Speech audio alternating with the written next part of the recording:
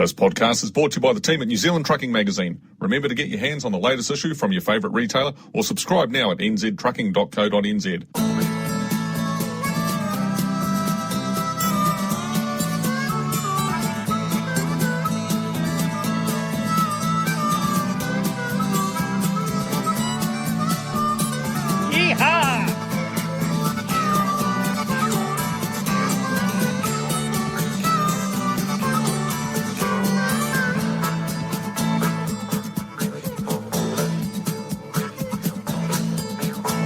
Keep on moving, the official podcast of New Zealand Trucking Media.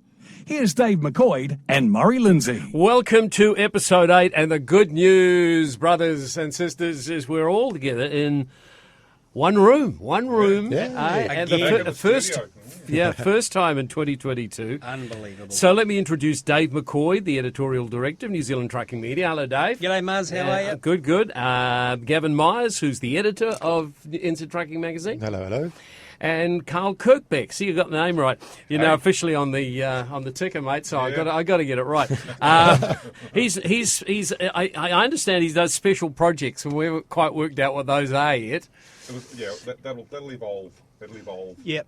We haven't told him yet what those are. I need you to get a bit closer to the microphone. Okay. Okay. So don't just drift away on me, please. Okay. That's good. Okay, let's just. If you had one word to describe your month, what would it be? Electric. 009. Carl? Change. What about you, Gav? Oh, busy. Okay, our beautiful noise from March. I think I'd have it here.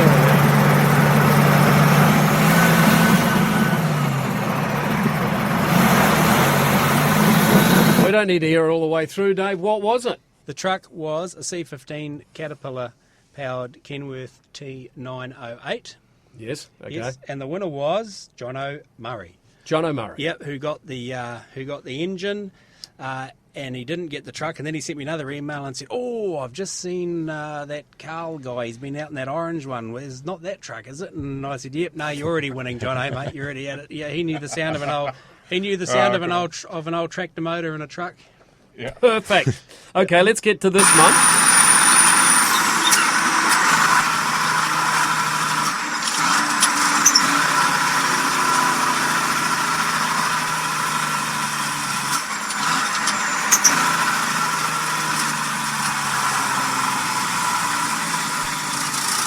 Just a reminder, this is the Keep On Moving podcast. Later, Bill Brown, the driver's driver, will be our feature interview with Dave. Okay, boys, let's move on to it. It is the Moot. This is where we discuss the subject. And what is the subject, Dave, that we are discussing this month? Now, who was it? It was you, Gav. It was one of your gems, eh? One of my bright ideas. Yep, and it was is truck driving moving away from a vocation and simply becoming a job. That was what you threw on the table, wasn't it? Yeah, pretty much in a nutshell. Yep. So what do you think from where you sit? Yeah, for me, I've always said it from the very beginning when I started working here with you guys. Coming into the industry in New Zealand, I was blown away by the amount of passion in this country for trucks and trucking. Just among truckies, and the pride in what they do and the pride they take with their trucks. I know it was my idea for the topic, but I'd firmly say that there is still a hell of a lot of passion for it here. Yep. Gee, thank you, Gavin. It means so much. Yep, it's really interesting because I suppose when you've grown up like Carl and I, we've seen it at like the zenith of the passion, like when it was absolutely. And if you ask us, we're probably mildly more cynical and say, there's so much compliance and sterility and difficulty moving into the industry now that there's certainly more people that are doing it that don't have the connection with the machine that we always knew and remember. Yeah, the thing is that I think you're right. Compliance and so forth and all that sort of carry on has really changed the feeling for a lot of guys. There's a lot of guys that, like the cameras and so forth, dash cams and bits and pieces and things like that. But I mean, that's evolution. That's one of those things. But the passion for the trucks, I feel, is still there. And for me, Little Truckers magazine. I mean, that's showing. Oh, absolutely. Geez, I mean, where teachers are ringing up all the time saying, the kids won't let the thing down. They're walking around the classroom with it in the school and so forth. So it's still there. But we've got to be careful that doesn't disappear, because that's always been a huge part of the industry. Yeah, I think it will be. And Matt Smith, our business partner and head of the sales, said a few months ago was something that really made me sit back and think when I was having a bit of a cynical moment about the future of trucks. And he said, yeah, but you grew up in the diesel era. That will always be the big shiny thing to you. But he said a kid born now in the electrical era, when a big electrical hydrogen truck, they'll still be big and shiny and flash, and they'll be neat, and they'll be neat to him, and he'll grow up with them, and he'll think the ones that you like are silly old sausages. Yeah. Speaking of passion, of course, a bit later on we're going to be talking with Jeremy Walshe about Kiwi Replicas. That just will show you who's got the passion, Dave. Who's got the passion? The man cave. Have you got a comment you'd like to make any time? You know, Dave's got this inbox that's so big that he can take as many emails as we can get our hands on. That's dave@nztrucking.co.nz. Okay, time to move on. Let's go to Aussie, and our man on the ground, so to speak, is Mike Williams. Where are you, Michael? Whoa!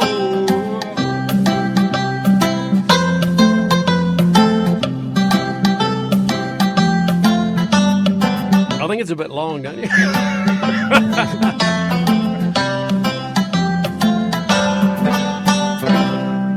So, Dave, Mike was involved in something that was called the Harmony Parade. Basically, what was that about? Yeah, so Mike and a colleague of his, a mate of his, a guy called Amar Singh, who's a tireless worker for breaking down barriers and cultural barriers in Australia in the trucking workplace. And, yeah, they put the Harmony Day on and to get parties talking and to get people to know each other and introduce each other and bring trucks and introduce the public to trucks and bring all the different parts of the local community together to talk about, because they've got the same sort of problem that we're having over here. As you know, there's sort of attitudes and things towards people that you don't really know from a bar of soap, and so. Yeah, they're just tirelessly working on sort of getting communication up and talking and breaking down those barriers. So the question to Mike, first up, were you happy, Michael? We were very, very happy with the way it all went in the finish. Obviously, would have liked to have seen more people there. A really, really good day and a great cross-section of people there. And look, Amar and I were very proud. There was some cultural dancing from some of the Indian. They wear the most beautiful clothes, Yeah. The silk and anyway, I learned a lot. Met a few guys, made a few new friends, and that's what it's all about. The basis of the day was to try and break down some barriers and get different people talking to each other in terms of, I suppose you'd say, tensions in the industry that are just a repeat of like years gone by with when other cultures have entered the industries as well. Well, they're always, according to the blokes that are in the job, they're always taking our jobs and they're cutting the rates and they're making it harder and but the sad reality of it is that they're just blokes trying to make a living, put a roof over the head of the family, feed the kids, send them to school, and they see an opportunity here and the same opportunity that I saw, that you saw, that any other bloke driving a truck saw, and they can make a living doing it. Now, I've maintained always that there are driver training issues, but that's right across the board. It's not only people that come here from overseas. I've also maintained that you can't blame a bloke for not knowing something. That's about the training. Yep. We need to address that. It's not the bloke, it's not the colour of his skin or the language he speaks or where he came from. It's the fact that there are blokes that are willing to put untrained people behind the wheel. That's the issue. Yeah. Yeah. And we need to address that. But, once you get to know people, I think, and you get to realise that they're just the same as you and me, really. Yeah. That sort of solves a lot of the problems, I think. Yeah, and you were saying in the build-up to the day and also during the day and post-day that Amar is a tireless campaigner on trying to smash barriers to pieces. The man is a machine. He's an absolute machine. He's got more energy than you and me and 5 other blokes. Just on the day before we had the Harmony Day in Sydney, he'd been up in Lismore, which is a few hundred kilometres up the road, helping out with the floods. Now, is Lismore the place that they're saying they might have to shift because... It's been absolutely smashed. The joint's been absolutely smashed, and it's twice now it's been smashed. And Amar has got this charity Turbans for Australia that he's the president of, a registered charity, and they just do so much work with community work and charity work within the local community around Liverpool and that there where he hangs around, but all over the state. He's everywhere. The man's everywhere. He's an inspiration. He really is. Yeah, it'd be worth having a yarn to on the show. Oh, mate, if I was you, I would. I did. The whole harmony, the theme of the Harmony Day celebrations ties in lovely with something that came up on one of the last two shows, either the one just gone last night or the one the week before, where you were talking to someone, I forget who it was, about just the hideous thing that social media is in today's world in truck driving. And you see an old mate who's having a bit of trouble and he might be having a day that's not so good, and all of a sudden you forget about all of the days you've had that haven't been so good, and instead of going to help him, you take a bloody TikTok of him and put it on the global web. I'll tell you what, mate, I was lucky I was making my mistakes before that was about. Oh, and we've got enough reasons for guys to be thinking twice about joining the industry, and social media is a huge one, and we're doing ourselves no favours with what we're doing to our fellow brethren with that pissing thing. The other thing about it is too, people that don't know anything about trucks, they get on social media and they see that stuff. Yeah. And we all get tarred with the same brush. And it's like these idiots that are what they call the so-called TikTok truckies that are going around recording themselves playing music and doing stupid shit. I mean, professional drivers don't do that. Professional drivers don't even want these clowns in the industry. We should be doing everything we can to dissuade people from doing it. And I think that we generally trying to. There's always that one small percentage of blokes that are going to give us a bad name. And it's really interesting because you don't see, we talk about professionalism in the industries, and I say industries plural because meaning the brotherhood nation sort of thing. Yeah.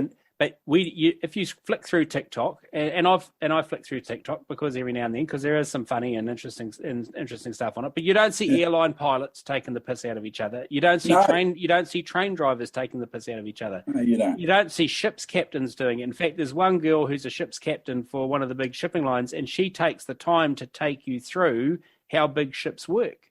Yeah. Then you flick to a truck driver one, and he's laughing at some poor bugger who's just trying to throw the chains over a load of timber and doing it wrong, and instead of going to help him and showing him how to do it right, it makes us look idiots and the other three look professional.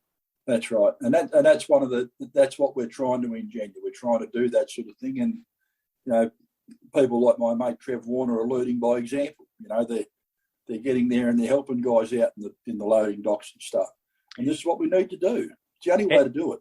Absolutely, 100%. And what a wonderful segue that was, Mike Williams. You're the true professional.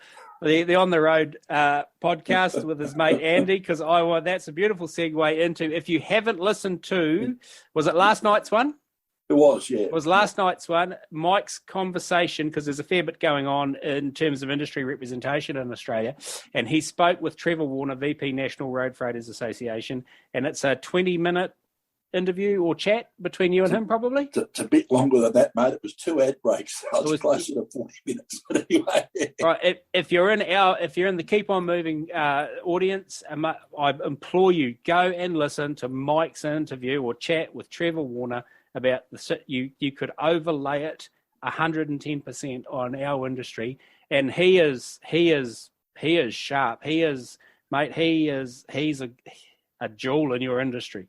Yeah, he is. He's a great bloke, heart's in the right place, and he's a tireless worker and an advocate for the industry. He runs the Drivers Advocate page on Facebook as well over here, and all the time, Trevor's just trying to do what he can, making submissions. He doesn't stop. He's another machine. He's another bloke that's fully motivated and fully dedicated to what he's doing, and I'm happy to call him a mate of mine. He really is a good bloke.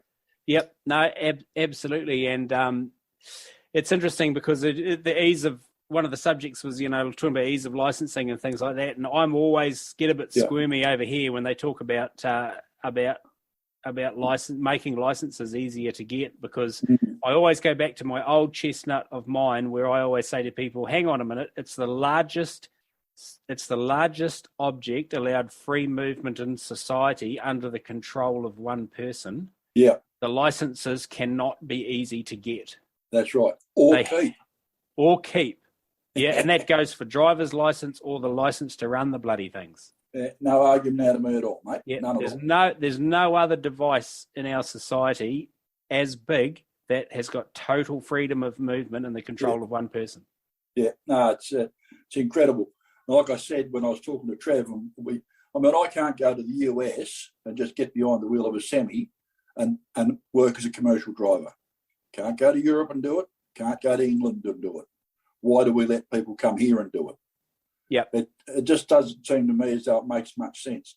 I've got no problem. I don't care what corner of the world you come from. I don't care what language you speak, as long as when you get behind the wheel of a commercial vehicle here in Australia, we know that you're competent to do it and you've earned the right to do it. Yeah, and you respect what it is you're doing. Absolutely.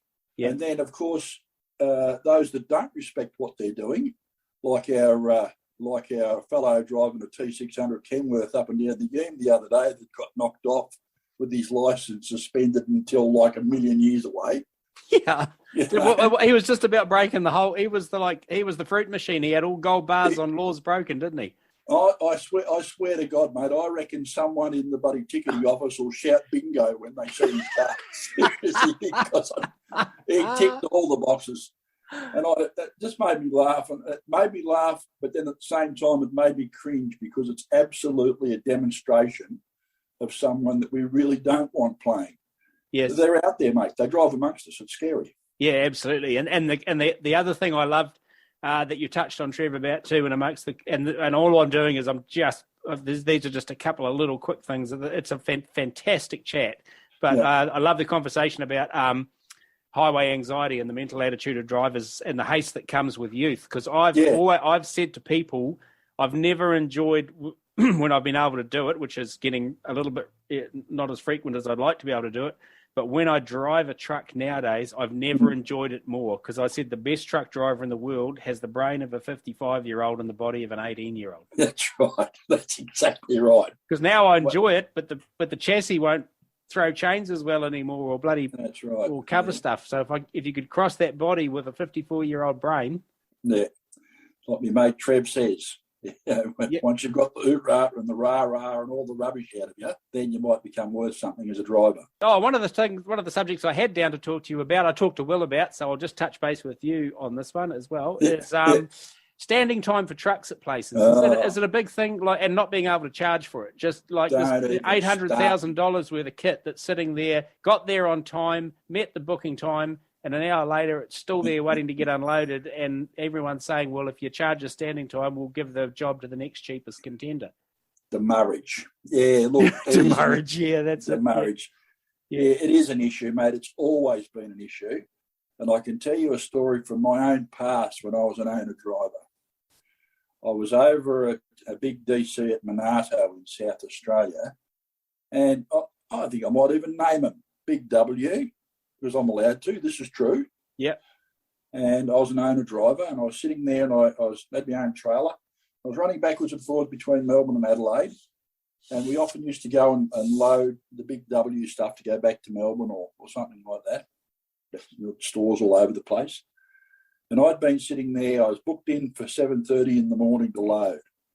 Come 7:30 that night, I still hadn't loaded, hadn't started yet, right? And I went inside, and I had a chat to the bloke, and I said, mate, it's got to the point now where I've got to go, because I've got to load out of Melbourne to come back to Adelaide tomorrow. And you have to remember that the rates out of Melbourne to Adelaide are better than the rates out of Adelaide to Melbourne. So Melbourne's the paying league. And I said to this bloke, he said, I don't know, when we're going to load you. And I said, well, I'm going. And all of a sudden I had an attitude problem, according to them. I'd sat there all day, right? Yeah. And hadn't turned a dollar. Hadn't turned a dollar, and they had a toilet and they had a little lunchroom, but they didn't have anything. They had a vending machine with some chips in it or something from memory. So, and there's nowhere to get a feed, there's nowhere to have a shower, there's nowhere to do anything. And they don't want you to have your keys in the truck either. You've got to take the keys in and hang them on the hook. Right. Right. And they'll come out and they'll take an airline off and put a lock on your airline because you never know, you might drop right. Anyway, I went and got my keys and I got the bloke to come out and take the airline. And before I got out the gate, the bloke that I was doing the load for was ringing me up. And I said, mate, I've been here all day, sat here all day for a $720 load or somebody. It was just stupid. And that's what happens. It's still happening. You can sit at a DC with a fridge motor running. And given the price of the fact that diesel prices now are just going ballistically into space, who wants to sit and pay for a fridge motors to run all day for someone? Yeah. Well, that's eating well into your margin, isn't it? Well, what margin? I mean, I just sit back now, mate, and look at I'm cured now. Yeah. I don't think I'll buy another truck. I'll look at them and I go, gee, that's a nice truck. Gee, it's cheap. I reckon I can make a quid with that. And then Rose says to me, if I do, she knows where I sleep. So, I mean, do with that what you like. I asked her once, I said, how we all worry about sleep apnea? And I said to her once, Rose, do I stop breathing in my sleep? And she said, oh, no, not really, except for when I put a pillow across your face. But obviously hasn't stopped it enough. Well, she changes her mind. That's right. Oh, maybe I like him. Who's going to mow the lawn? Rose mows the lawn. I don't mow the lawn. But the next door neighbours' kids mow the lawn. Yeah, absolutely. Yep. For the pocket money. Yeah, for the shillings. Yeah. Oh, hey, great to chat, Mike. That's been a great talk. I implore our crew to listen to On the Road, and especially last night's episode of the Trevor Warner interview, VP National Road Freight Association. Thank you very much, and we'll talk again in a month with the next month's worth of adventures. Just quickly before you go, yes, I've got a fella coming on the show. Yes, we're going to talk about what it means to actually run a truck business as an owner-driver. It's a third-generation business owner. Yep. And we're going to talk about rates and really what you need to know. So that's going to be a good thing coming up. Fantastic. And is that in a couple of weeks or a week or? I'm hoping to record with him tomorrow. So fantastic. Well, Yep. I hope everyone heard that. And yep, On the Road, Mike and Andy, great listen. Want to catch the latest truck videos and posts from New Zealand Trucking Magazine? Then hit the like button on the New Zealand Trucking Magazine Facebook page and subscribe to the New Zealand Trucking Magazine YouTube channel. You've been chatting with our European correspondent, Will Shiers, Dave. Yeah, that's right. Well, our good friend Will over in the UK, he's a great guy. And, we were talking here about a few days ago about the cost of standing time of trucks that can never be recouped. And I touched base with Will, and I think I touched base with Mike as well, about what the situation over is in Europe about trucks that are caught standing through no fault of their own that don't get to charge and recoup the cost. It's a big problem, and it came to a head last year. We had a critical driver shortage, and you've got trucks sitting outside supermarkets for hours on end waiting to be tipped. Meanwhile, we're shouting there aren't enough trucks or enough drivers out there. There isn't a compensation scheme as such, but some hauliers will have something written into the contract, so if they're left waiting, they can claim money back. Yeah. But it works both ways as well, of course. And also, how many hauliers actually want to get into a conflict with a good customer and risk jeopardising a contract? Of course, one of the other subjects that are as prevalent in both countries, meaning us and Australia, and a bit of tension towards ethnic minorities driving trucks over here. So it's been something that's been around for quite some time, and really, if we look back into it. So again, in the UK, what's the mood and the culture and the scene like over there? Yeah, traditionally it's a white male industry. In the city centres, yes, you do see more black and Asian drivers, normally urban distribution or tippers. But as far as tramping's concerned, they're a rare sight, and it's sad. Yeah, and so tramping is our line haul. Yeah, right? That's right. It's also an issue as you go up, into the management levels. And I'll give you a story. We've our sister magazine, Motor Transport, runs a big awards ceremony in London. We have 1,500 people there, and it's all the senior management. And about a decade ago now, we had the black comedian Lenny Henry as our star turn. And he came out and he looked around at these 1,500 middle-aged white faces and said, "Let's have a cheer from all the black people in the audience." And of course, deathly hush, at which point he said, "Oh, I think I heard something in the kitchen." And sadly, that does sum up our industry. Nothing's changing. Yeah, no, interesting. Just thought I'd see what the situation was like at home. General camaraderie across the British fleet, is that pretty good, generally speaking, or is trucking becoming a lot more insular? There's been a bit of a belief here and held at my desk as well about just the general demise of camaraderie that we used to see 70s, 80s sort of thing. You know what? It came back briefly during the height of the pandemic. Yes. When there was people lining the bridges, waving to truck drivers, they were seen as key workers, and it boosted morale. Yeah. But the public have such short memories, don't they? And everything back to how it was. They're treated like rubbish. Parking is appalling. Facilities are terrible. Yeah. It's not great. Anyway, moving on to more positive stuff, is you've been over in Scandinavia driving electric Volvos, I hear. Yeah, that's right. Yeah, went to Gothenburg. So Volvo are launching a complete range of heavy trucks, zero tailpipe emission trucks, later this year. And we had driving a couple of prototypes. There was an FMX 8x2 and a 4x2 FM electric tractor. And that was running at 30 tons. And let me just get this out there. I'm not a massive electric vehicle fan, not at that weight. I think diesel's got a fantastic future still. Well, should have. Euro 6 is so clean. I get electrifying lighter trucks, but I was really sceptical about the heavier truck. But I was blown away driving this thing. It was incredible. What sort of range did it have? 300 kilometres. So you can have less batteries. This had 6, and they have 3 motors in them and all. So the power it was phenomenal. It was the equivalent to 660 horsepower. Yes. And of course, you've just instant torque, haven't you? Yeah, it is.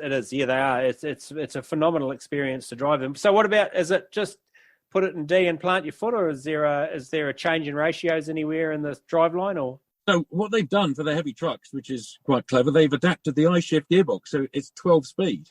Oh, okay. So what does it sound like when you're driving it? Is it just a series of whines? You don't hear anything. Right. It's the quietest electric truck I've been in, and you don't notice the gear changes either. They're so quick. It starts in 7th, generally, unless you start a particularly steep hill.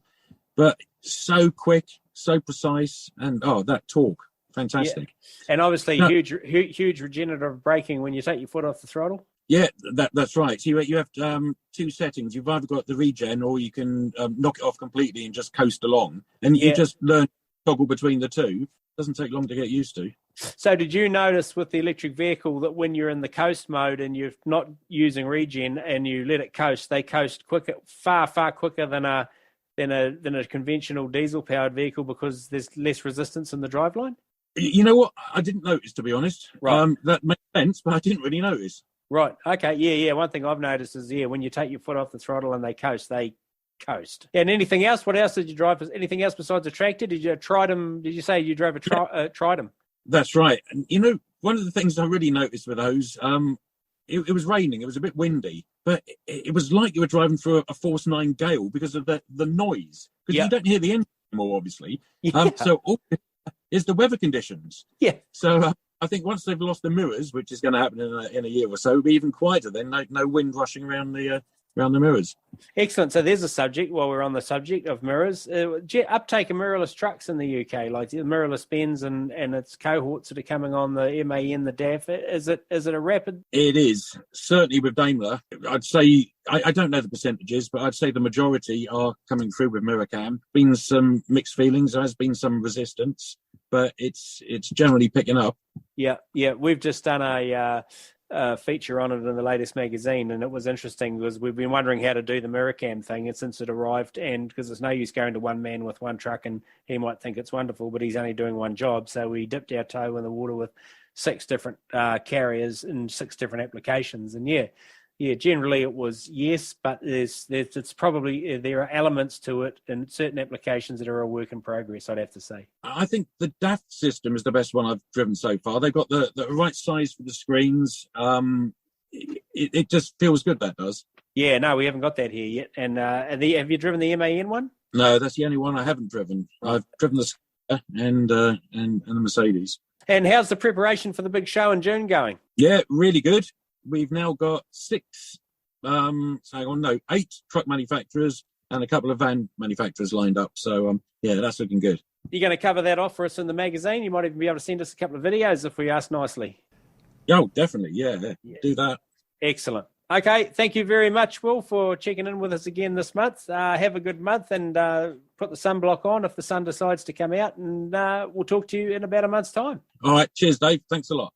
Okay, that's our man in England, Will Shiers, who I will be shouting a beer in June. By the way, boys, if you see a little note come through, it might include food too.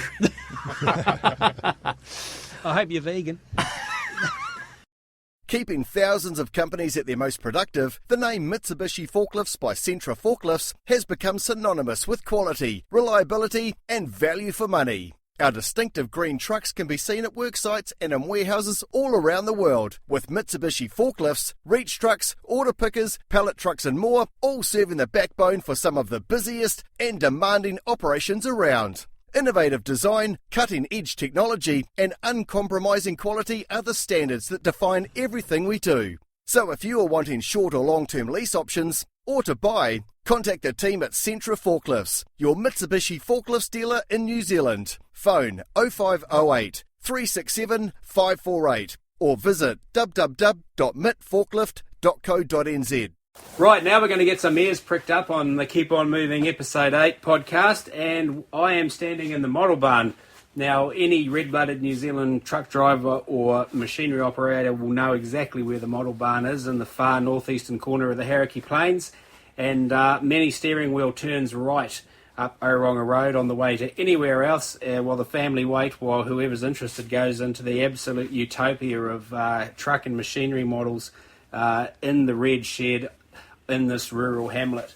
And the business is owned by one Jeremy Walshe, and he's known to many far and wide the length and breadth of the country. He patronises shows, and the Model Barn brand is a very, very well-known brand in many industries. We've got some big news, haven't we, Jeremy? Yes, we have. Jeremy's got a sideline that he started after many years of contemplation called Kiwi Replicas, and Kiwi Replicas has almost on the brink of launching. They're just about due to arrive. The blanks are here in full livery. New Zealand die-cast models in classic New Zealand configuration. So the first two cabs off the rank are two Ep8 Volvos in 9-axle configuration. They are stock units. One is a replica of the Gunner Wright 750 truck, and the other one is a replica of the TSL 700, FH 700, owned by Wayne Williams and the TSL crew down in Nightcaps. And how did this all come about, Jeremy? Where was the brilliant idea to do some die-cast absolute Kiwi replicas? Brilliant idea, I don't know, but it was it was a plan that's been a couple of years in the making. We set it up in the company in 2020 with the idea of making uniquely Kiwi trucks. I mean, there's plenty of trucks out there that we get from Australia, which are great. They're right-hand drive, they're very similar to here. The trailers are not the same. There's plenty of trucks from Europe and America, but they're all left-hand drive. So I wanted to make something that was uniquely New Zealand. So that's the reason. The 4-axle truck, 5-axle trailer that we see on the road here is what I wanted to build. So yes, and I remember you ringing me up and mooting the idea of, do you think it'd be a goer? And I nearly passed out and fainted at the chair when you rang me. But it's not a inexpensive exercise, is it, to do this? No, it's not. It's a big commitment, and I don't know why I started in a COVID year. Frankly, I've looked back at that many times, wondering what was wrong with me. But how we've got there, we're just about across the finish line now. With like you said, with the first two trucks due about the end of June, I'm guessing, to arrive here from Asia. So it's a big commitment in money, and that money will not be paid back until we've done quite a number of them effectively. Yes, which is our intention. Yeah, which is your intention. So the first two cabs off the rank, or the first two trucks done, as I said, are the Gunner Wright, Graham Wright Carriers FH, and the TSL FH from Nightcap. So opposite ends of the country. So Gunner was an obvious door knock first up because he's just over the river. And if you mention trucks and models and trucks and anything to Gunner, the answer will always be yes.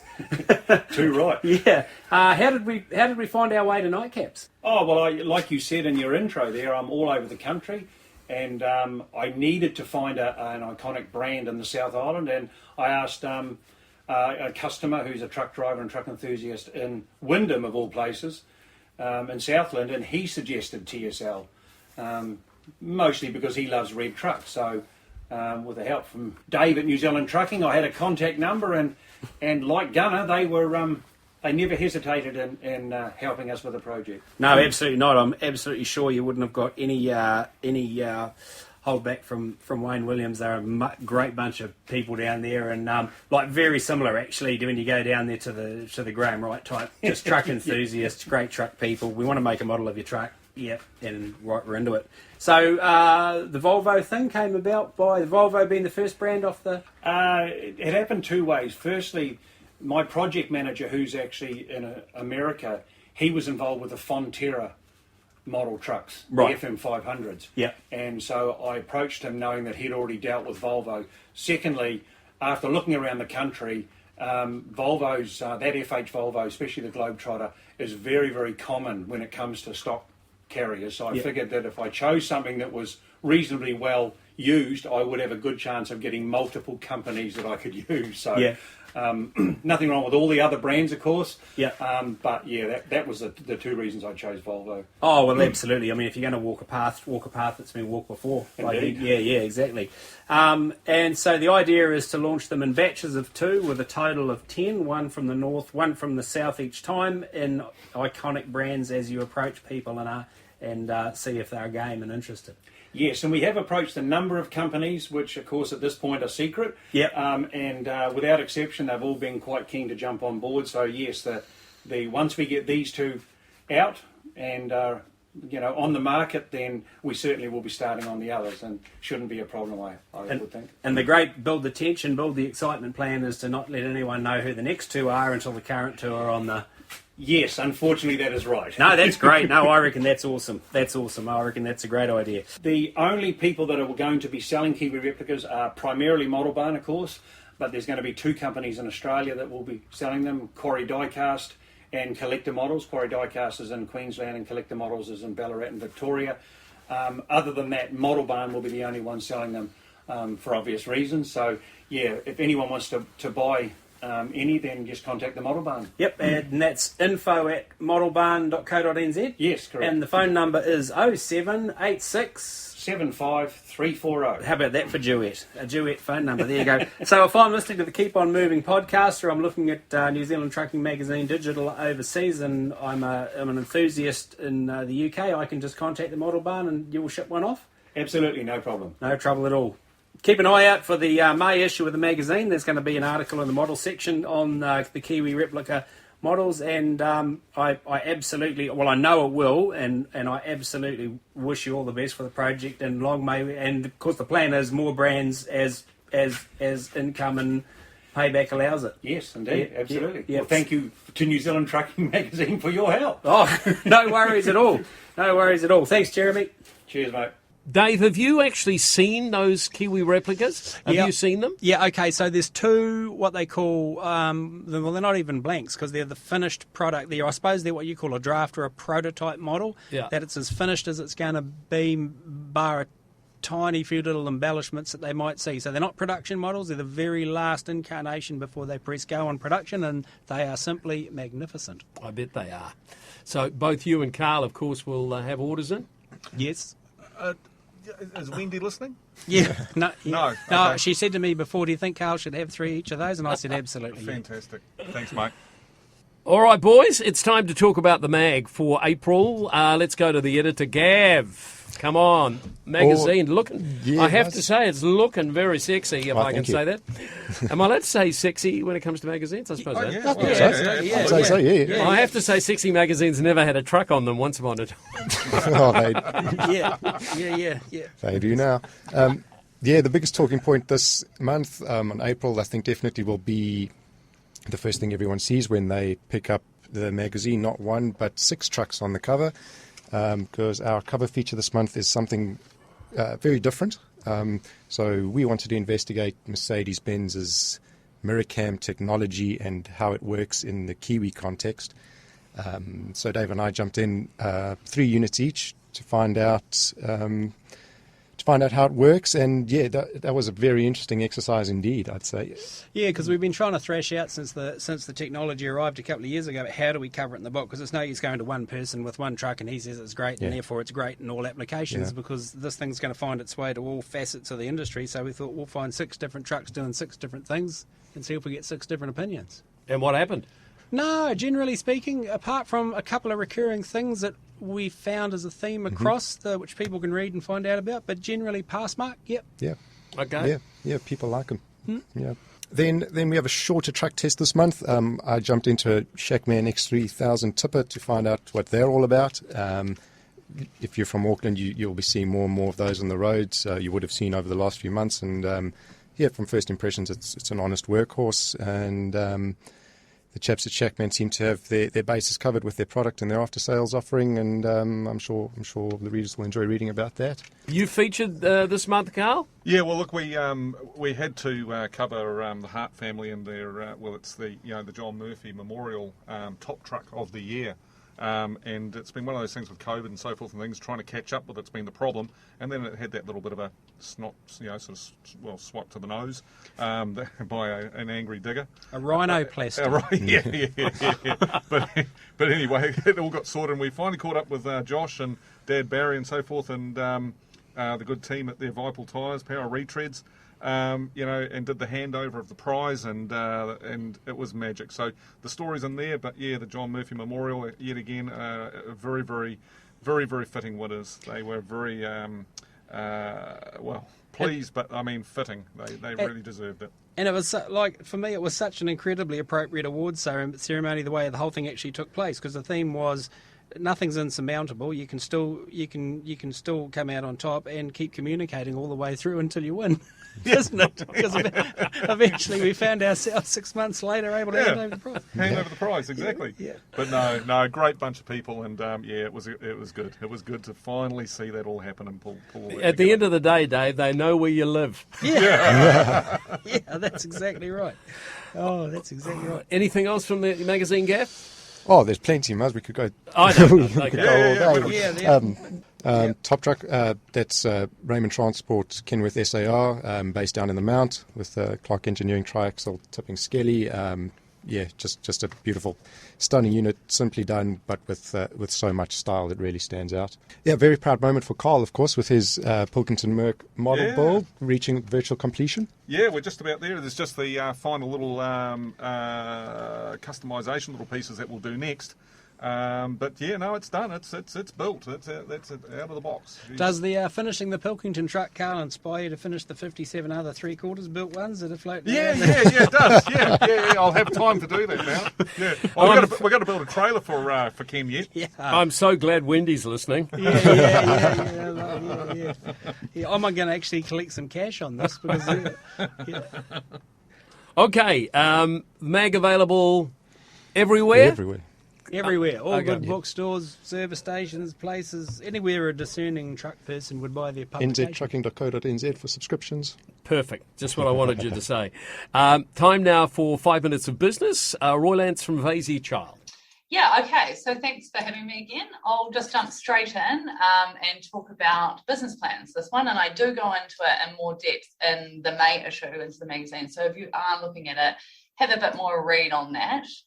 But basically, a business plan is about taking time out of working on your business, in your business, so you can then work on your business, which we all sort of talk about. But it's a really great facilitated platform to do that. There are a huge amount of benefits to doing a business plan, but in a nutshell, it's about setting your direction of your business and where you want it to go. And you want to do it regularly. You want to do it, at the start of your financial year and then look at it. It doesn't mean if you haven't done it at the start, you can't do it later, but it's something that you review annually. So for a lot of you, it probably will be the end of your financial year. It'll start now. And so it is a really cool time to do it. What you'll sort of do is look at the outside world, any threats, vulnerabilities, any opportunities out there, and then you're going to set that direction, and then you're going to set some goals and some action tasks around it.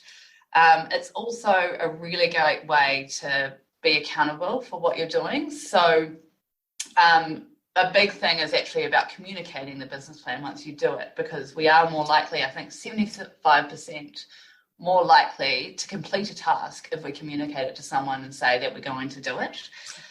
On the flip side of that, you've actually got a really great motivational tool. One of my favorite things and favorite times of the year is reviewing my business plan and seeing if I've achieved that and if I've achieved the tasks that I've set for myself. Often we really massively look at these growing to-do lists that we have and get a little bit demotivated for it, because in my experience and from everyone around me, to-do lists only grow. They never get smaller. Yeah. Whereas what we can do at the end of the year, we can be like, great, we set these goals, we've achieved them, and you can reward yourself for it. Often we don't do that. And so it's about being kind to yourself too, and getting that and setting that direction, reviewing it, seeing that you've done it, and then do it again. There's also great, like if you can get this facilitated, it's really good. There's also funding out there available to businesses to do that and get it facilitated for you. Yeah. Okay, right. The best business plans are ones that will change as a result of any factors that will change it, So Yes. you can't sit there and say, I'm going to achieve this, and then suddenly COVID happens, for instance. Yes. And you need to adapt to that. So business plans shouldn't sit in a drawer once they're done to never ever see the light of day again. The best ones are ones that you're looking at, you're always referring back to, and you're communicating to all your employers. So it's not just great for you as a business owner, but it's also great for anyone that's working for you to be on the same track. No, that's great. No, I enjoyed that. That was really good little chat, actually. And yeah, and it's sad because so much of compliance now is done today from a point of view of obligation. Is that the word? Rather than what is it? It's very reactive.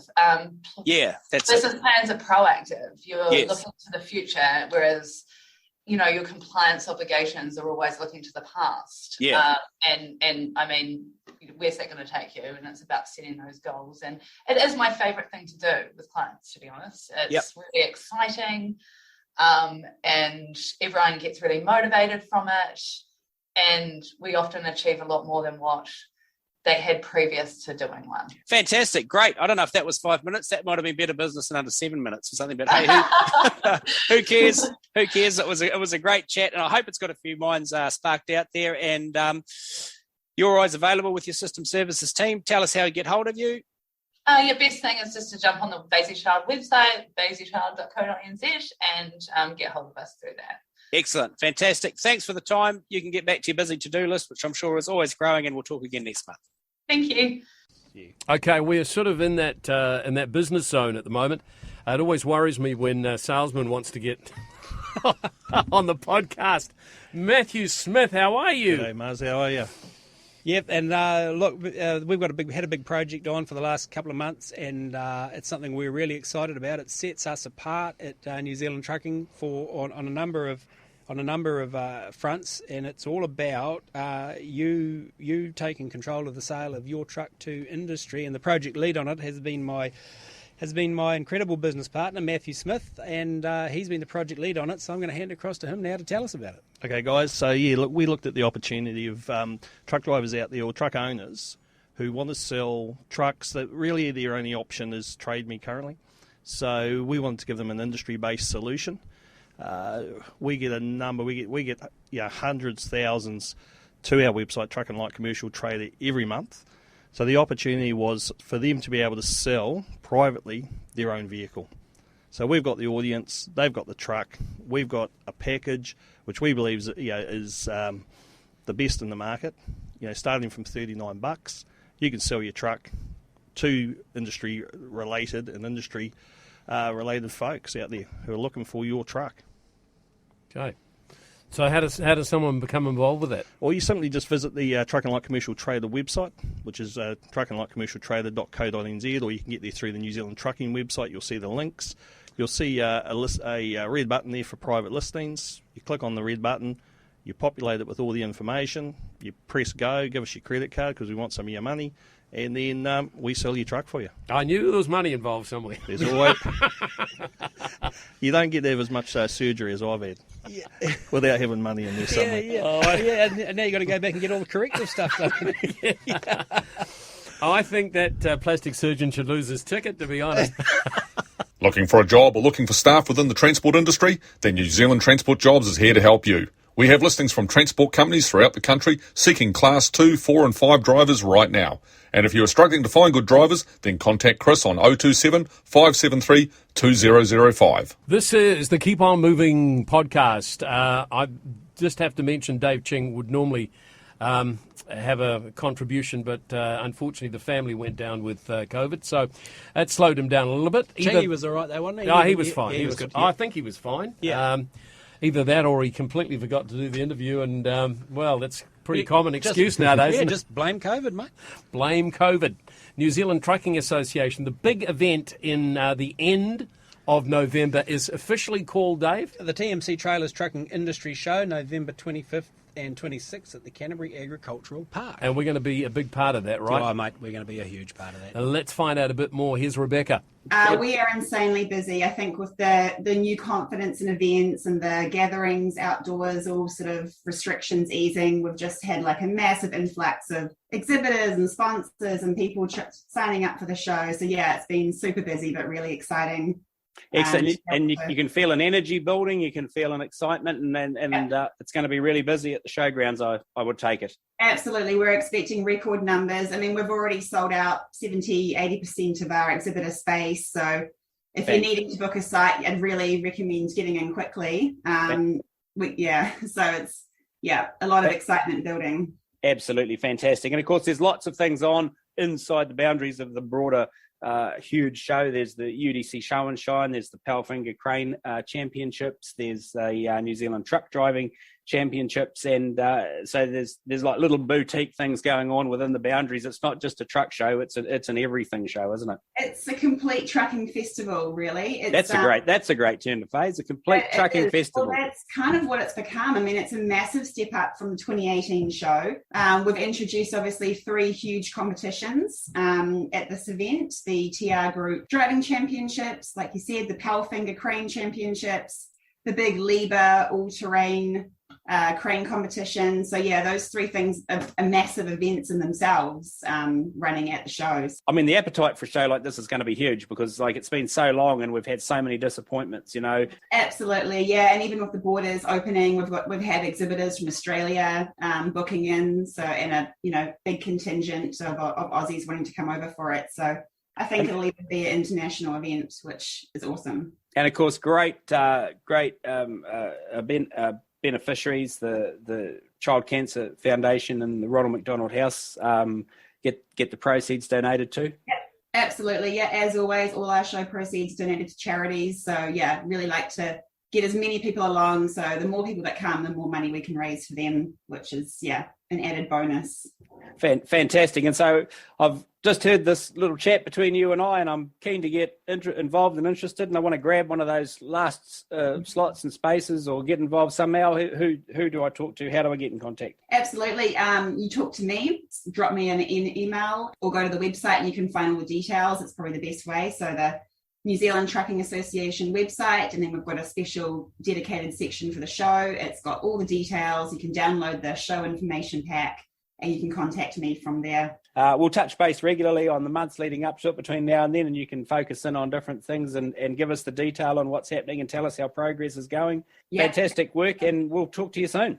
Okay, thanks, Dave. Coming soon, it is the feature interview, Bill Brown, the full interview coming shortly on the Keep On Moving podcast. Sounds like you interviewed a hero, Dave. Oh, well, look, one of the things I want to do in the podcast interviews is make sure that we get a fair share of like pure driver interviews, like guys who etched out a career behind the wheel from start to finish and forged themselves a reputation and are icons on the New Zealand highway system. And there's no one that sort of ticks all those boxes any better than Bill Brown. And And I have to say here that it's a raw Bill Brown interview. So if if the kids are listening to the Keep On Moving podcast and you're a parent at home, just have a listen first to the feature interview, and just make sure that you're happy for them to go on, because I've left this raw, because if I don't, it's not Bill Brown. Exactly. This is the Keep On Moving podcast with New Zealand Trucking Media. Time now for our feature interview.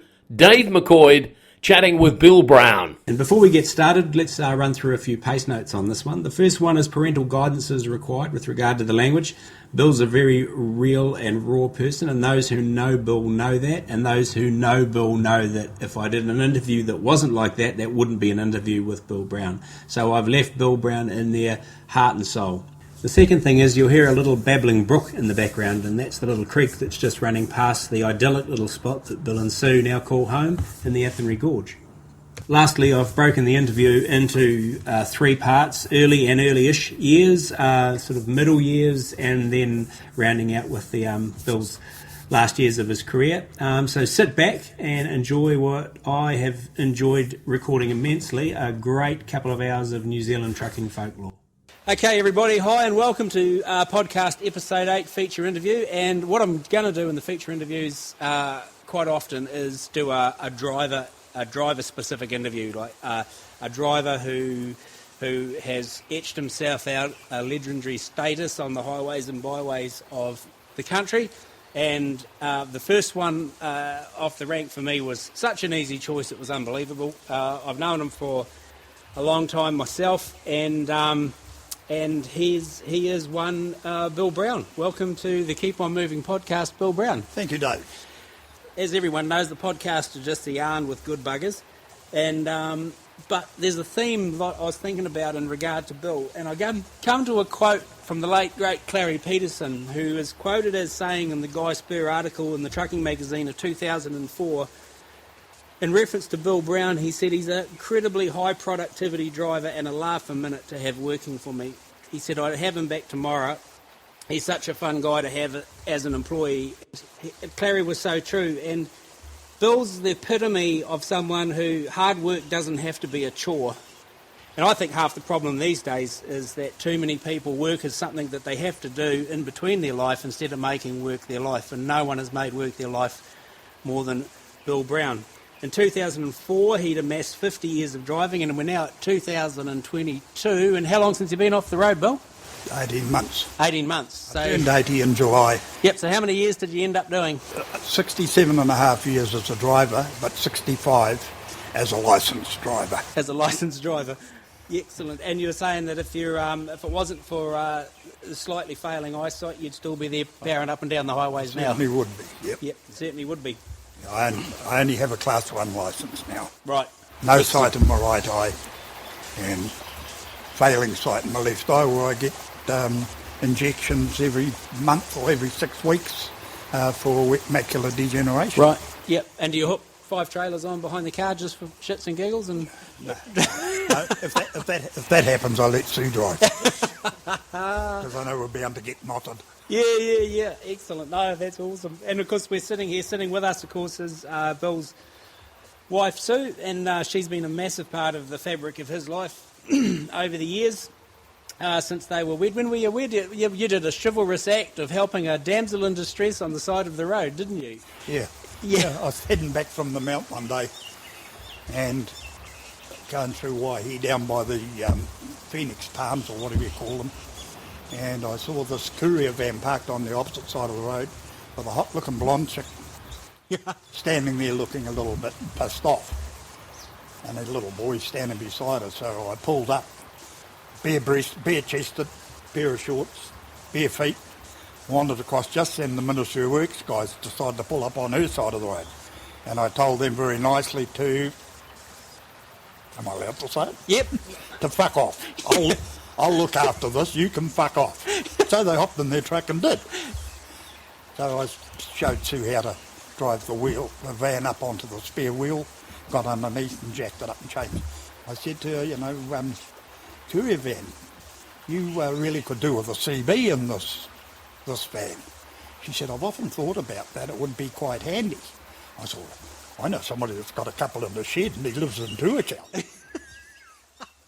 When was that? What year was that? 1985. Right. And beginning of night. Actually, might have even been the last. No, it was the beginning. I think it might have even been between Christmas and New Year. It was very early. Yeah, and yep. So then we started meeting for coffee and stuff like that. And Sue decided that I could come up and fit the CB in her van. I tried fitting a few other things as well, but I've got a couple of knockbacks in that department. And then we'd pass on the road or we'd ring each other. We never had cell phones. Yeah. I'll be in Waihi at 10:30 tomorrow if you're around. And we're meeting for coffee, and then Sue decided, or we decided, that Sue could come and live up in Tuakau and look after the house while I was away, because I was living on my own, working away. Long weeks. Yeah. So are we in the Par area here, or No, East Line? We're back in the East Line, but East Line era. yeah, but that's the East Line was an 8. It was registered in 85, but I actually got it in 84. Right. Okay. Yeah, just the East Line, because I had a job doing containers on behalf of Gibson Shipping Line. Yep. Between Auckland and the Mount. And the company that I had worked for previously and was still working for told me they had this contract for Gibson, but it was really only a catchwork thing. Yep. So that only lasted for a short while. And then, of course, back on bloody line haul again, Auckland, Wellington. And a lot of those days was Auckland to Wellington, unload in the morning, around to the wool stores or somewhere, put a container on, up to Auckland, unload, round to one of the freight forwarders, usually Main Freight or Transzealand when they were going. Yeah, Transzealand, yeah. Transzealand and Main Freight mainly at that point in time, and back to Wellington. Have a couple of hours sleep when I got to Wellington, unload, the same again next day, and it was literally around a day. Yeah. Literally. Now, a guy, Harris, that works for Anderson's down in Wellington, when I was doing Transzealand stuff, he was doing a 2-rangy swap with an ERF, and I'd be up to Auckland and back, and he would come in the morning and say, "Oh, where did you swap?" In Auckland. Mate, I've been to Auckland, unloaded and reloaded and back again. And a lot of weeks. My very best week, I had helped a guy out, and I won't mention his name, helped a guy out, and he used to service the truck for me. Yeah. He said to me one day, "You know, you did nearly 10,000 Ks this week," which is a little bit over the top. I said, no. I did 5 rounds to Wellington. On the Saturday, a load of spuds from Pookie to Foxton for Foxton fries, back up to Auckland, back up to Pookie with empty bins, and then loaded a load of steel on Sunday morning down to the Hawke's Bay and back. It worked out about 8,600 Ks. Jeez. In the East Line. That's hooking in.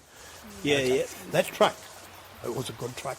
When I sold it, I'm getting a bit ahead of myself, but when I sold it, it was 2 years and 9 months, coming up 9 months, and done 610,000 K. Yeah, all in the hands of one man. Hands of one driver. Shift trucks are hardly doing that. But I got to say, and a lot of people will back me up, I wasn't a nice person to know. No, you didn't step on my toes or piss me off. Yeah.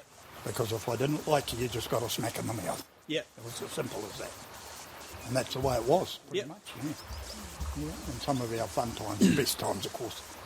My old mate Errol, and you probably already know the story about how we would go into a truck stop. There was a brief place in the back of the Caltex there in Waihuru for a while. So this is Errol Sheehan, Dr. Death. Yep, the wrestler. Yeah. Just everyone that, just while you're listening, the nickname Dr. Death came because he was a semi-professional, He was a professional. professional wrestler, yeah. And we would go and often do it at Maxie's because Stag Park hadn't got going then. Often do it at Maxie's, we'd walk in, or we'd be travelling together, and one of us would go in first, usually him. Go in there, say, boys, where's that fucking Bill Brown? I'm going to smack his fucking head and I'm going to do this and I'm going to do that to the mongrel. And I'd come walking in behind him and, Dr. Fruitcake, you fucking big poofter. Right, she's on. And we'd start scraping cheeses. And one night, I remember quite well, there was very briefly a place opened up around by the railway station in Taihape, open at nights. And we went in there one night and we were doing it because a lot of these, nearly all of these guys were the 2 Rangy 500 guys. They'd be in there and they didn't know who the hell we were. And we'd start doing this. And we looked around, we had the whole fucking place to ourselves. Yeah. How to clear it and get the best seats. Yeah. Oh, yeah. So, righto, Bill, let's go back to where it all started. How did the legend begin? My father was a well driller, part of a well drilling empire, which was now Brown Brothers. Yep. Which was once Brown and Sons. Right. Okay. 1950, there was a big dispute in the family. I used to have to go to work with my father quite a bit as a little kid. But as a 10-year-old, we moved to Bucklands Beach. My father had his own drill rig and on a Ford V8 jail bar. Oh, yeah? Yeah, with a 2-speed diff. And he bought a Dodge 4x4 water wagon, which you probably know that water wagon services a drill rig for the drill wash. And time went along, he was a bit of a pisshead, my father. Blew a lot of money, couldn't afford to pay staff. So around about when I was about 12, he taught me how to drive the Dodge. Right, yep. Left-hand drive. Okay, so it's only a 2 or 3 ton truck. Okay, 4-wheel drive, but it's to be it was the machine. Yeah. And started off, I was allowed to drive it if we were working, drilling in a paddock somewhere, because I had to take a lot of time off school to work. We'd be drilling in a paddock somewhere, I would be allowed to drive the Dodge, even from here down to the Wairau creek down the road there, and pump water into the thing, back to the rig. Yep. And then all of a sudden, because we were living in Bucklands Beach and a lot of the tap places out there were still on tank water. Yep. Pakuranga was still on tank water. Is that right? Yeah. Far out. Where Pakuranga Shopping Centre is now, the old Pakuranga where the White Horse and that was part of my great-grandparents' farm. Far out. And across the road, the new which was the new subdivision. But I started delivering the first load of water I delivered from Bucklands Beach to Pakuranga as a buddy 12-year-old in this left-hand drive Dodge. And time went along, and I was taking more time off school and more time and working more. And I was a scrawny prick. I'll show you a photo up there. I was a real scrawny prick driving this bloody Dodge, and I never got paid. Yep. But the payment was being allowed to take my brothers on occasion to the movies at Howick. Right. From Bucklands Beach in the Dodge on a Saturday night. Okay. And then we got a job drilling for gold up behind the Coromandel Hospital. Oh, yeah. There's a road goes up in there beside the hospital. And that would have been about 1953. And that had me 13 years old. Yeah. And I drove the Dodge from Auckland to Coromandel. Left-hand drive. Yeah. The worker who worked for the old man in the rig, me in the Dodge, and the old man in the Land Rover with the caravan on. Yeah. And this was a bit of a sad part, but the Dodge had up on top of the water tank, because he had trouble getting a fuel pump for the Dodge, which gravity fed. Right. Fuel tank was up on top of the water tank. And it got a petrol block going up the coast, and this is something I've never forgotten and I've never forgiven my father for. So, pulls off where I can, choke to get you to somewhere you get off the road. And I was leaning over the bonnet, and, the Dodge has a mudguard like a GMC. Yeah. I was leaning over there with the pipe off the fuel pump, blowing it. Next thing, whack on my fucking arse. with a piece of alkathene pipe. Because I started blubbing. What have I done wrong? What have I done wrong? I should have used the acetylene torch to blow the fuel clean instead of blowing it by. But mate, 13 years old, I didn't know how to use oxygen or acetylene. You don't know what you don't know. And I knew how to blow in it, and I got it unblocked. But that I got a whack for that. That's how unreasonable he was, right? So we did that job, and then a few other jobs that came around. I would drive the Dodge, because as far as it really, all intents and purposes, the Dodge was my truck. Yeah. And then between my grandfather and one of his son, one of my father's brothers, they decided to buy a 12,000 acre bush block at Great Barrier Island, 1954. Yeah, it should have been a wild old island back in 1954. Yeah. There were people who had tried it before us. It was called the Arundel Estate, but there were people who had it before us. They went broke. They had a TD9 International BMD wheel tractor, discs and stuff like that. So off we goes to Great Barrier Island, and I should have been doing correspondence, but I didn't. Okay, I had to work like a man because there was no income. Okay, they're doing it out of working capital, developing this block of which the area where we were, which is the Whangapā Basin, was all scrub. Yeah. And some steep shit and stuff. So out we goes. I do days on the bulldozer or days on the wheel tractor. Oh man, no, or vice versa, in developing, crushing, sweeping and shit like that. And then we had a big shed to be built. Needed the timber. So that's when we went round to one of the roads that we'd helped build, and started falling some trees and carting them on this trailer over to the forestry mill at Port Fitzroy. Yep. And I've got photos in there of us working in that little mill. And then my uncle and my grandfather pulled out, left my father with a new partner who came up from Wellington. Right. We were getting a bit of outside work for the council over there, Ministry of Works. Yep. Bit of roading, bit of tracking, bit of whatting. So I would some days be out on the TD9 working for them, bulldozing or what, when we weren't crushing. Yep. We needed all this to get. I would be sent away in the winter to work, and I would go and work on the towboats. Yep. And the scow, the rahuri, which used to service the barrier. Yep. I worked on the curlew with Harry Stanaway, which was owned by Ropes, who were friends of the old man. And my money all had to go back home. Yeah, it was all part of keeping the coffers up. Keeping the family fed, because there's 8 of us. Yeah. Okay? The old man and mum and 8 kids. I was the oldest.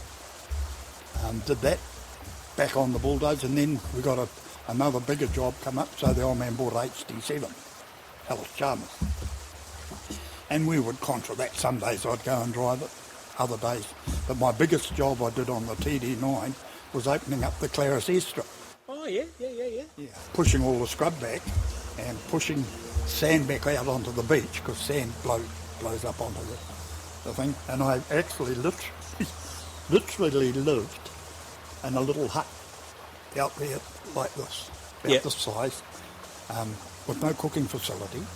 The Ministry of Works boss would bring me around a bit of food, and feed me, and that's where I slept while I was doing that.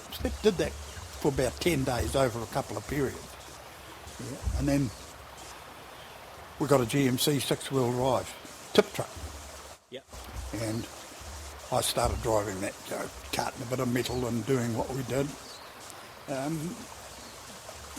Cutting up short logs because they'd had about a 12-foot deck. We couldn't tow the big trailer we had with the GMC because we never got it round the corners. Yep.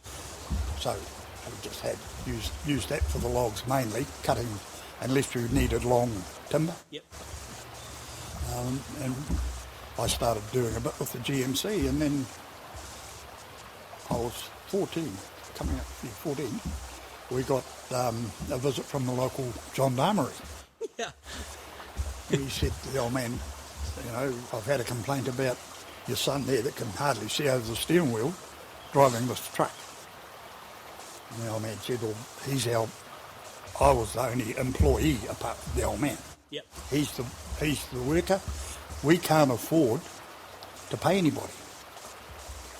So the cop, who was very understanding, Arthur Brown, said, right to the Auckland City Council. They administered the transport.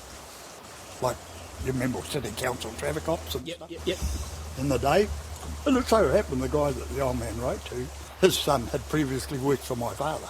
So there was a bit of a, you hold my hand. Yeah. And the cop come up, and I was 14, I hadn't turned 15 yet, and took me for a test on one of the bulldozers, the wheel tractor, and the bloody Land Rover, why I don't know, and the GMC. Even hooked the trailer on, towed it round, and it was the sort of trailer that you could push the turntable around to the stoppers and push it backwards. Yeah. You know, piece of cake. Yeah. Bit of that. And he said, but I'm not going to give you your licence, I can't, until you turn 15. Right. I was 15, and he arrived up within a day or two. And after the old man ringing him, or mum ringing him up and stuff, arrived up with my full licence. Yeah. Everything. Yeah, because you would have had everything. Wheels, tracks, trailer. WTR, never had truck and trailer in those days. Oh, yeah. It just had articulated. Right. Articulated trailer. Yeah. But I had the whole lot. Just like that. And time went along, and it wasn't that much later that it folded because of the lack of income. Yeah. It folded. So we bought the GMC, the Land Rover, and the HD7 back to the mainland. Yep. HD7 being Alice Chalmers. Yep. So you left there to... The TD9 stayed there. Stayed there, yeah. Yep. Yeah. That was just pretty much the old man grabbing what was his and leaving the rest. Yeah. And we had no use for TD9. But the Alice Chalmers belonged to it really belonged to my grandfather. It didn't really belong. Yeah. Okay, we bought all that over to the mainland. He sold the Alice Chalmers, bought a Jinker pole trailer for the GMC. Yep. Took the body and hoist off and sold that. And away I went native logging. And didn't stop for many years. So that's in the King Country area? Or that was in the Waikato. Yep. Mainly out of Raglan. Yep. And down towards Kawhia. Down past the Aotea Harbour. Yeah. Down there, Aramiro, Karakariki, out by Wada, to my uncle's, another family member, my uncle's mill in Narrawaya. Yeah, some pretty good country in there to be dragging logs out of too, eh? Yeah. And during that I would go and come winter, because I was living at home, all my money still went to the old man. I never got a fucking cent. My old man owned the logging truck, but he was driving an RL Bedford for my uncle, getting wages, and I was driving my old man's truck and getting no wages. Yeah. Anyway, so the GMC makeup gearbox wise and stuff was. Well, they were the truck of the day. Yeah, 5 and 4 or 4. No, 5 and 2. 5 and 2. 5-speed gearbox, 2-speed transfer case, as we called it. Yeah. And another lever for your front wheel drive. Yeah. Typical days. But no, we had some pretty big loads on it. Yeah, pretty big. For a 2.5 tonne truck, we were often having 20 and 25 tonne net. Yeah. You know, slow over the Raglan divvy and stuff like that. Yeah. But in the winter time, I would go and work for what was Brown and Sons, became Brown Brothers. Yeah. And I would go and work for them on the drilling. Yep. Which was quite convenient because the old man, and it was his brothers, they'd split up years ago, but they were back matey again because all my pay went to the home again, didn't it? Yeah, and eventually I got married and I thought, well, I've got no money. I decided to pull the pin on the old man, and I went and got a job for 2 days with Waikato Earth Movers, driving a TD24 on what became one of the first soil cement stabilisation jobs in New Zealand. Oh, yeah, okay, yeah. The steering clutch, one of the steering clutches, it was those progressive steering things where you, not like the others where you pull it and the track disengages. So the further back you pull, the slower it went. Yeah. And something happened to it, so they put me on a water cart for a day, and then there was no work for the water cart, so they put me on a lollipop stick, which was a little bit below my dignity. Yeah.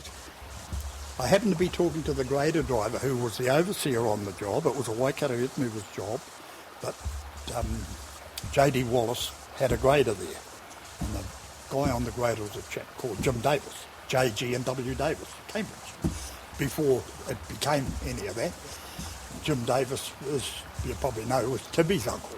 And I was talking to Jim Davis, and he said, "You've done logging before, haven't you?" I said, "Yeah, I have." But he said, "Native?" I said, "Yeah." He said, "I'll get you a job." He said, "Come with me at lunchtime." So he took me up to Rostod Motors, and here was just quite a nice looking petrol-powered RF-174 sitting there, logging truck. To me, that was a big piece of gear. Had a chat with this Harold Davies guy, and he said, "When can you start? I need a driver like now." I said to Jim Davies, "What happens if I don't go back?" He said, "It's your call. Go with Harold Davies." Good on him, eh? Yeah. So I got in the truck, took Harold Davies for a drive out to Cogswell Road out over the Raglan Divvy. I made one mistake. It's the first time I've driven a 4-speed auxiliary, a 3-speed auxiliary. I stopped to change into the low underdrive. And he said, "Oh, you don't do any of that." But when we were loading on the skids, I got up and started chopping a groove in the log to put a chain in, to stop it moving. Harold Davies said, "What are you doing?" I said, "I'm putting the chain on like we did it when I was working with the old man." He said, "You don't need to do that." He said, "The weight of the log holds it there. No change. If you need to chain the trailer, but don't chain the truck." And that was first-hand knowledge from him, because he had a log chained to a truck and tipped over, and he'd got head brain damage. That's why he never drove. Yeah. Anyway, away I went on that, and come winter once again, it was either putting stanchions on, because they're made of chocks and chains. As you're well aware. Yeah. It was either putting stanchions on and doing a bit of pine and Pataru, or pine to them from Overtucker to the Mount, or going. One year I went and worked in Town Carrot in the winter, cutting coal and firewood. Yeah. You know, like the old coal man used to do. Yeah. Only because my best mate of the time, he was working there with this Doug Cook, D.H. Cook, carrying in Hamilton. So I went and did that one winter. Another winter I went and worked for Keith A. Holmes at Horatu. Building or carting them? Shifting houses. Shifting houses, yeah. With a BCF 180. Took the time I was there over that winter, we took 6 houses down to Lochinvar from... That would have been neat. From Horatu. That was a job and a half. Yeah. Yeah, because we didn't go down Highway 5, what we know as Highway 5. We had to go through Rotorua, up to Kaingaroa, and go across, turn off at Wairapakau on the way to Kaingaroa. Yeah. Turn off and go across the high level. Oh, yeah, is that right? And come out at 60 bar 8. Yeah. Down that end. Yeah. And then carried on, because that was still the old Napier Taupo in those days. Yeah. Yeah. But up from 60 bar 8 up to Rangataut was pretty cruisy going. Yeah, we did a few of those. Some good experience I had there. Used to stay in the old Rangataut pub. Yeah. One that's no longer there, by the bridge. We had a cop from Rotorua, because the cops used to do the piloting in those days. Cop from Rotorua called Mac Matiri, or Macari. Oh, yeah. Mark 1 Zephyr. I think Warwick Johnson would have mentioned Mac Macquarie, eh? Yeah. Okay. He'd be an old guy now. He'd probably be older than me. Okay. But he was the traffic cop. And one of the boys said to me, "Go and Jackie for you, because he was in the pub on the pistol bus. And I goes out with one of those stubby 10-ton hydraulic jacks. I'm at the back of the room, and he just got the wheel off the ground. And of course, after hours drinking, up there, this pub would stay open all night. 6 o'clock closing days, remember? Yeah. Yeah, and next thing he come in, he was fucking storming. He was going bloody ape. "Who jacked my fucking car up? I'm gonna... And I had to fess up and go and let the jack down and take the jack out. He says, "You bastard." He said, "You're lucky I didn't hit you up the jack." He didn't think it was funny at all. Oh, where's your sense of humour? Yeah, and then back on logging again for a few years. And I decided I wanted to have my own truck. So I went and asked my granddad, who was very, very affluent, my paternal granddad. Very skinflint too. And Every penny was a prisoner? Oh, shit, yeah. Anyway, I went and saw him, and I found a logging truck, which was a chap, Stuart Mawson and Tika Woody was selling. So I went, Granddad, sorted it out, and the truck was working out of up the Fio, but right up the Urawiras, down to, some days down to Edgecombe, to what was Kauri Timber at Edgecombe, because Fletcher's just then had bought Kauri Timber. Yeah. And the rest of the time, main job was into Fletcher's mill at Nongataha. Oh, yep. One load a day. And I started doing that. And I thought, shit, I can make this work with 2 loads a day. So why am I not surprised that he thought that? So I started doing 2 loads a day, only for less than a few weeks. And the winter was coming. But I wanted to keep this up. And who happened to come along and see me but a chap called Sid Adams, Lofty Adams, who you may or may not have heard of. 6'11". 6'11"? 6'11", Pom. The nose like this. Ugly, but big and strong. I took him out the bush. Started doing the job. So for a few weeks, we were doing 2 loads a day. And Sid Adams, I said to Sid Adams at the time, he was working for a guy called Wade Carter, who used to cart the timber from the Waipa mill to the Rotorua rail. Okay, yeah. Rotorua was a railhead. Wade Carter had those old round nose and those bonneted BMCs. And I said to Sid one day, how come you have to have 2 jobs, Sid? It's all this maintenance I've got to pay. Oh, okay. Yeah, so anyway. So he was doing a load for you and driving those He was doing, in the morning he was starting at like 5 or 6 o'clock, and then he'd come over at 2 o'clock in the afternoon and go 6 or 7 hours or more down Urawiras for me. Yep. He was really working. Big man. And time went along. They started, that's when they used to close the roads. The class of the road went down to class 3. Yep. Fletcher's, I was out coming in one day and the bush boss was on his way and he said, what are you doing working?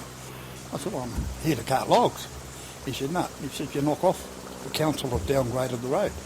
So here's me with a truck paying, from memory, $700 and something pounds a month off this truck. So my uncle Frank, who back to the one in Narohia, said to me, I'll give you a job. He said, so-and-so down in Rotorua owes me quite a bit of money. If you want to go and bring cart pine back to offset that debt, I'll give you a job. So I started doing a bit of native for Uncle Frank. And then I went to Staunchins and I'm pirating. And then my granddad said to me one day, what are you doing for work? And I said, I'm taking logs to Uncle Frank. I was pirating logs. I never had a licence to go there. Yeah. Okay. Yep. So this is all against the rail stuff? Yeah. Yep. From Broadlands Forest to Narohia. Yep. Back in the day. Yep. That's a little beyond the limit. My granddad didn't like my Uncle Frank, who was his nephew. Right, yeah. A family feud again. So I'm greasing the truck one Saturday.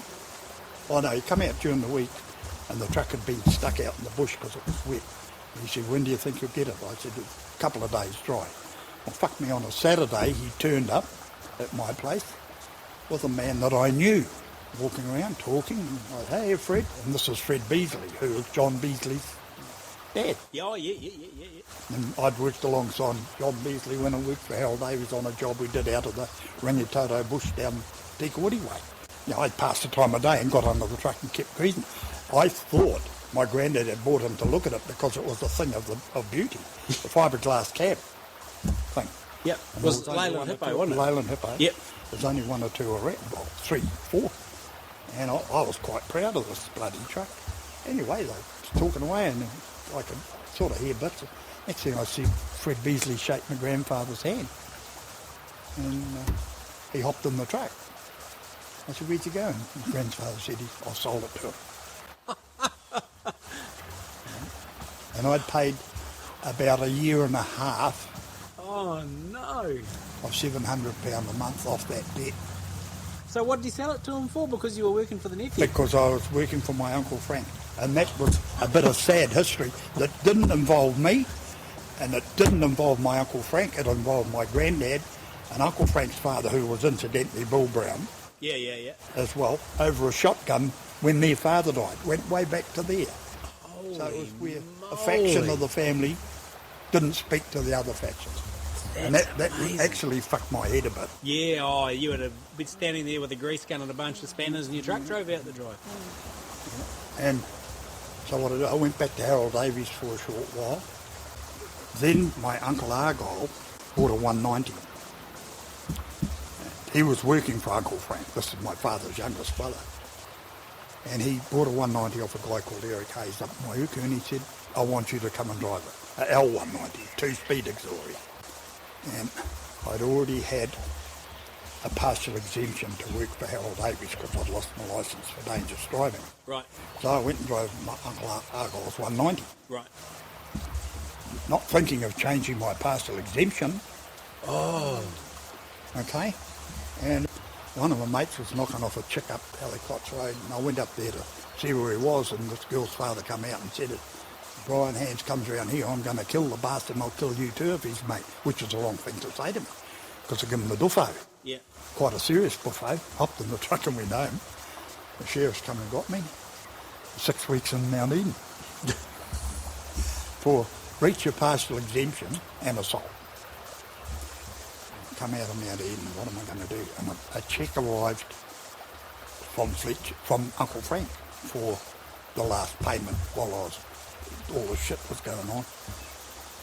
So me and a couple of mates decided to hop on a plane and go to Australia. Ran away from my wife. We had 4 kids. I went over there for a while, and I drove up and down the Hume Highway, but for Anzac. Sydney, Melbourne. Sydney, Melbourne. Produce. So what year is that? That was about 64. 64. Yeah. The Hume would have been a wild old track in those days, wouldn't it? Oh, it was, yeah. It was, but a bit like our Highway 4. Oh, yeah. Okay, yeah. Yeah, we drove it last couple of years ago. Oh, did you? Sue, Yeah. in a camper van. I shared a flat in Urawa with a female who happened to be the gendarmerie's fiancée. Right. I don't like telling this in front of Sue. And the mates had a flat in Francis Street, Bondi. Yeah. So some weeks I was there, and sometimes I was, it ended up that the relationship between the gendarmerie and the fiancée fell apart. I should say not my doing, but I can't. But I had a Vauxhall Victor, and he used to hound the shit out of me if I was ever around. Yeah. No passports in those days. Yeah. Just got on the plane. So I came home. Did a short stint for Stevie's on the North Shore. Yeah. On a subdivision. Machine operating, obviously. Yeah, on an HD6 actually. Oh, yeah. And I did come and did a little bit for some guys from Charleston's, from Te Pahu, on Stony Creek Block. Oh, yeah. That, crossing that. Is that right? Yeah, that's when they were doing the Kopu Hikawa. Yeah. So you know what year that is. 64, give or take. Yep, so you were in there and amongst them with all of the Billy Bond and Trevor Masters and all those guys? No, I went on that job. But you were on another contract further down. I was on Stony Creek. Land Development. Yeah, so you never sort of saw each other, those individual contracts? No. Oh, okay. I could see and hear the machines working different places. Right, yeah. Yeah. Then I needed a job with a house. Briefly got a job on a farm at Horsham Downs. And while I was on that, there was a lot of pine trees. And I hit the farmer up. Okay, if I cut all these trees down and sell them to my Uncle Frank, we go 50-50. Yep. So I did that for a while. I didn't particularly like this farm guy. So I saw a job advertised in Waipu on a farm. Yeah. Because I needed a house. And I got the rail car, Amy, my late wife, got the rail car to Auckland, got a rental car in Auckland, drove up to Waipu. And this guy knew we were coming, this farmer guy. So after milking, we were there for an interview, had an interview, and they said, just waiting there. And they went and sat down where we could see them through there and had their dinner. Never got offered a cup of tea or anything. And we'd driven from Auckland, okay? Yeah. So I said to him, I don't like this prick. I don't like him at all.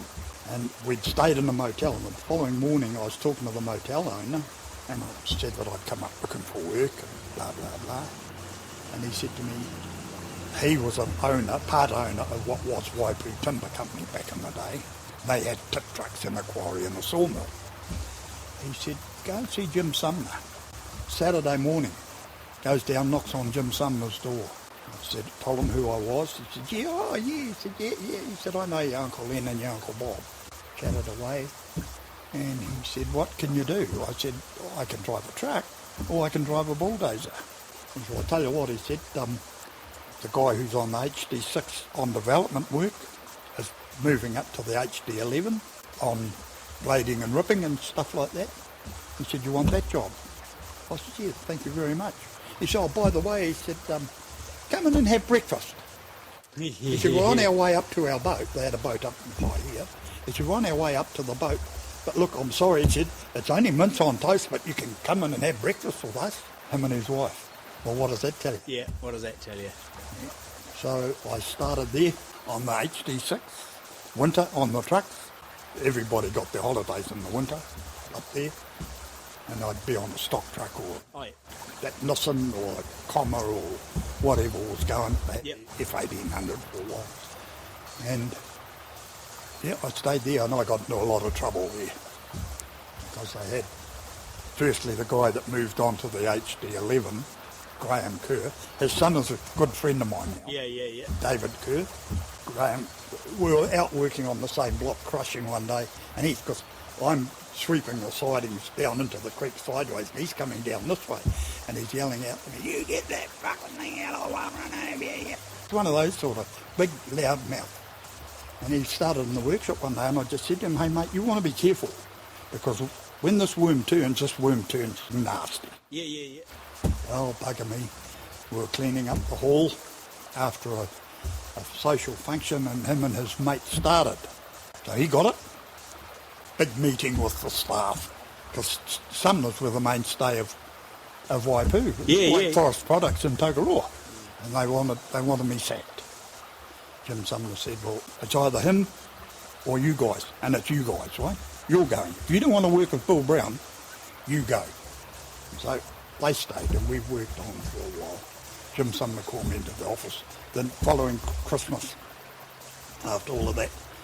And he said, look, he said, I'm going to tell you something. He said, you know why I've taken your side? Because those guys there are the guys that go to the pub, ring me up at 10 o'clock at night, pissed, and abuse me. You've known which one's to nail, thank you. And he said, oh, while you're here, he said, a Christmas ham and a box of Lion Red. He said, you've been nominated as Driver of the Year. Yeah. I had a Comma, which I crashed quite bad on the Summer Road. Do you know where the Hukateri Quarry is? No. Oh, out. It's up north. If you go up to, what's the place you turn off? Where the Carry Museum? Matakoe. The Hukateri Quarry's out there. And I had a Comma six-wheeler, lazy axle, which they made it into a six-wheeler and gave it to me. Taking the first six-wheeler apart from the missing. And I had the weekend off, and Morris Sumner drove it and left it at the quarry, and we all went out in the van from Waipu. I got in first load, and they have what they call the Summer Road, which goes from out there and comes out down by Ruawa, and it's like the blackjack. Yep. And hairpins. And you come out of the quarry, across the road, and you start going down Buckstone, change down. Air hydraulic brakes. Nothing happening. hard. The pedal went hard. Got another gear. And I thought, this fucking thing's not going to slow down. And I know that after you went down, you went a hairpin like that, down into a steep gully, another hairpin. So I decided me and the truck going to part company. I got it down probably about 15 mile an hour, and it's a one-way road. Yeah. So not a lot of places to go. Yeah. So I jumped, opened the door, for comma, jumped out and grabbed a bit of scrub. And past you she went. She went down and somersaulted down in this gully loaded with balls. Got quite badly squashed, and the trailer ended up upside down on top of the truck. Yeah. Okay. They gave me the Nissan in the meantime. They wanted to give me a new Ford D1000, which I refused because it was those bloody 490 Cummins. And I said, no, I'll drive the Nissan because they just got their first Scania. Right, yeah. Which was the first Scania on the road. Yeah. It was given to them by Swedish Motors for 10,000 Ks as a demonstrator. Right. And they took away and changed the diffs and brought it back. Yeah. Changed the diff ratios and brought it back. So I drove the Nissan, which was the main stock truck for a while. And then the Comma got rebuilt and given back to me. Oh, yeah. And then they bought another company out, and they had just replaced a couple of Bedfords or something with a Dodge Cat, which was quite new. Oh, yeah. That was a dedicated flat deck stock truck, was only a couple of months old. And Jim Sumner said to me one day, okay, we're going to give you a truck, what do you want? A new truck. I said, I want anything with a Caterpillar will do fine. And of course we only thought of the old 1160s, 1160s, and those 1300 series and stuff like that, 1700. So I said, yeah. So he took the Dodge Cat off the Sky and gave him a Scania as well and gave me the Dodge Cat. And then my first wife, Amy, was subject to breakdowns. She spent a lot of time in Carrington. And I went down to see her, take her for some treatment one day, come back, stop for a haircut somewhere on the North Shore, and I saw a job advertised for a bulldozer on a seaside farm, Matakana, up north. Yep. So I rang this number, and this lady said, yes, Gordon's on the farm there now. You want to go and see him? Go out there. So I went out there, and there's this beautiful big old house, two-storied house, and it was on a point that goes out into the Matakana. Yep. Sandspit Harbour, opposite the wharf. You look across from the wharf. Big house, because we had 5 kids by then, and I quite liked it. Thought it was bloody neat. It was going to be redeveloping this farm.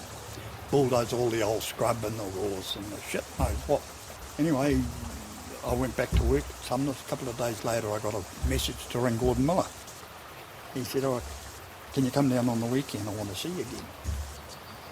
Went down. He said, are you really interested in this job? I said, I am. He said, well, I can tell you now there's been 68 applicants for this job, but you're the man. You're the one. So I went there. So what sort of year are we talking here, Bill? By then it would have been 73. Yep. Give or take. I went to Sumner's in 68. Yep. And I stayed there about 5 years. Right. So around about 73. 33 years old, roughly? Yeah. And redeveloping this property. And it was in full view of the neighbours. Next thing the neighbours are ringing up. Can you get that bulldozer over here and do this? Can you get that bulldozer over here? And then the council come along. Can you come out and do what they call Tickles Hill, which is on the way to Lee? The council wanted a bulldozer there to bench it out and ready. Lands and Survey at Taipora wanted this guy with the bulldozer out there, and it just went bloody mad. Just phone kept ringing. And Gordon Miller, he lived in Auckland, and we lived in the house. And then he moved up, and poor bastard, he employed another guy to work on the farm because I was away with the bulldozer, and it was a beef breeding farm. Yeah. He employed another guy to work there, and this other guy was just a big fat useless prick. Gordon, Amo's mother said to Gordon Miller one day, Gordon Miller was moaning to her about it, and she said to him, well, why don't you sack him and give Bill half his money, half his pay? If Bill's that good, you give him half his pay. Which he did.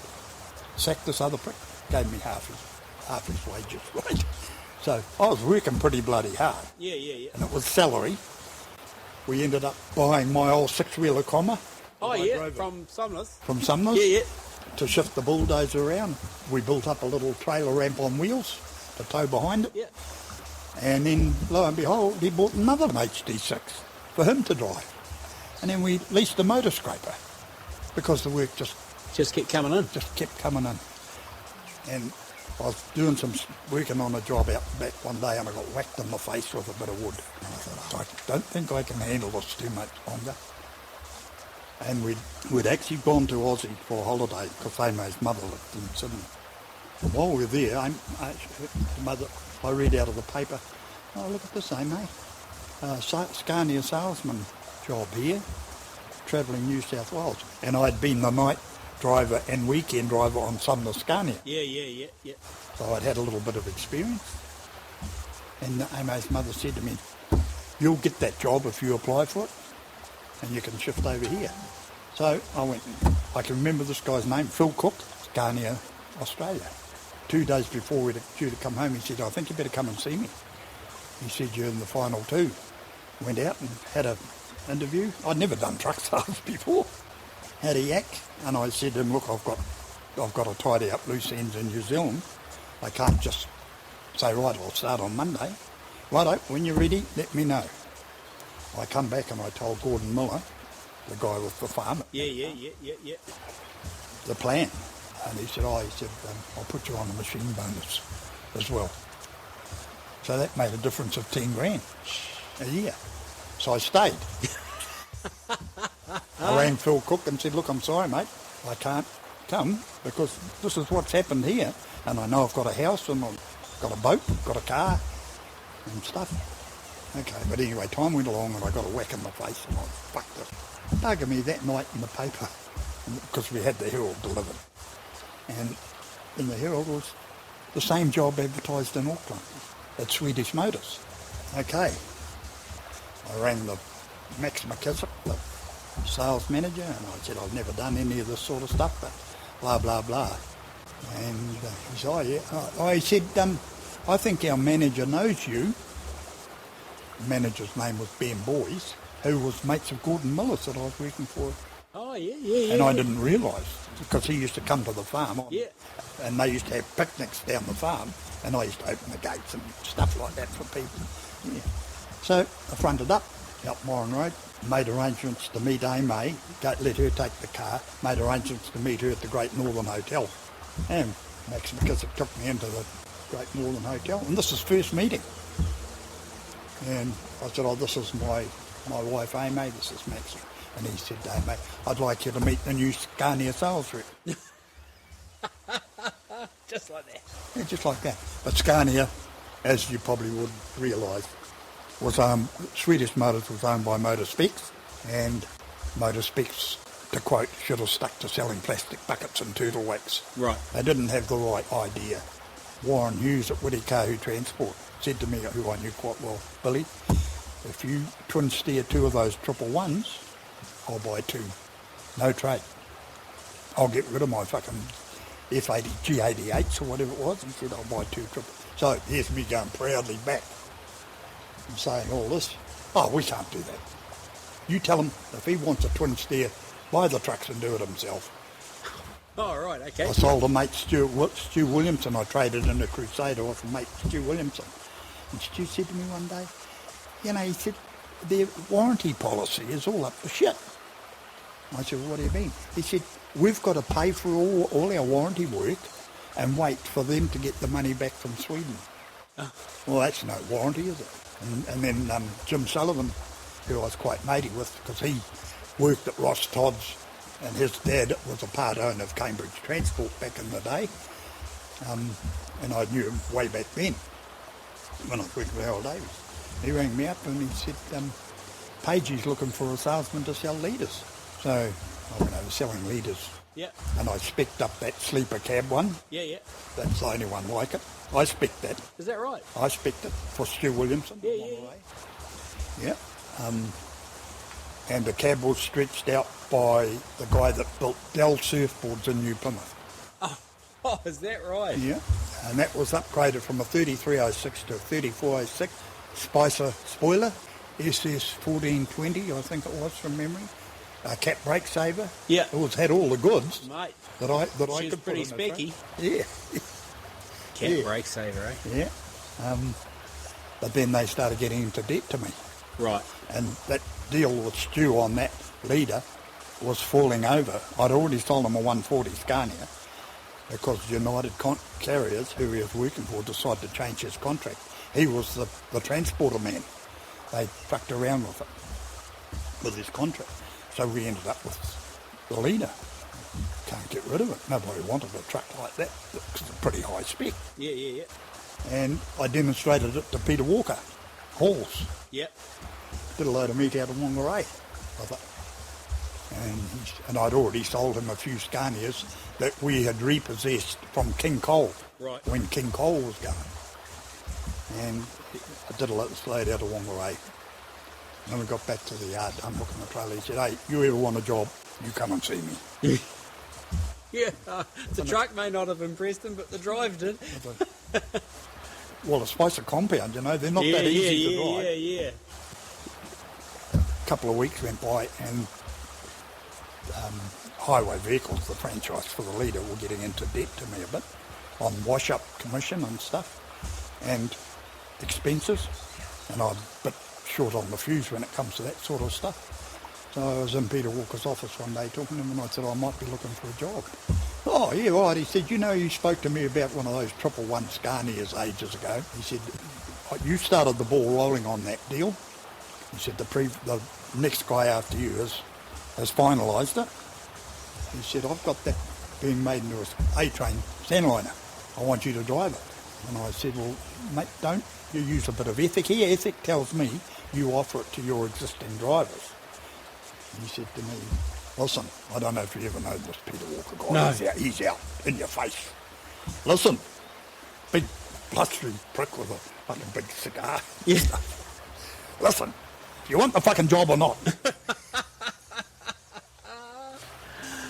Yes, please. Yeah, so we're still waiting for the truck to be finished and the contract to start with first.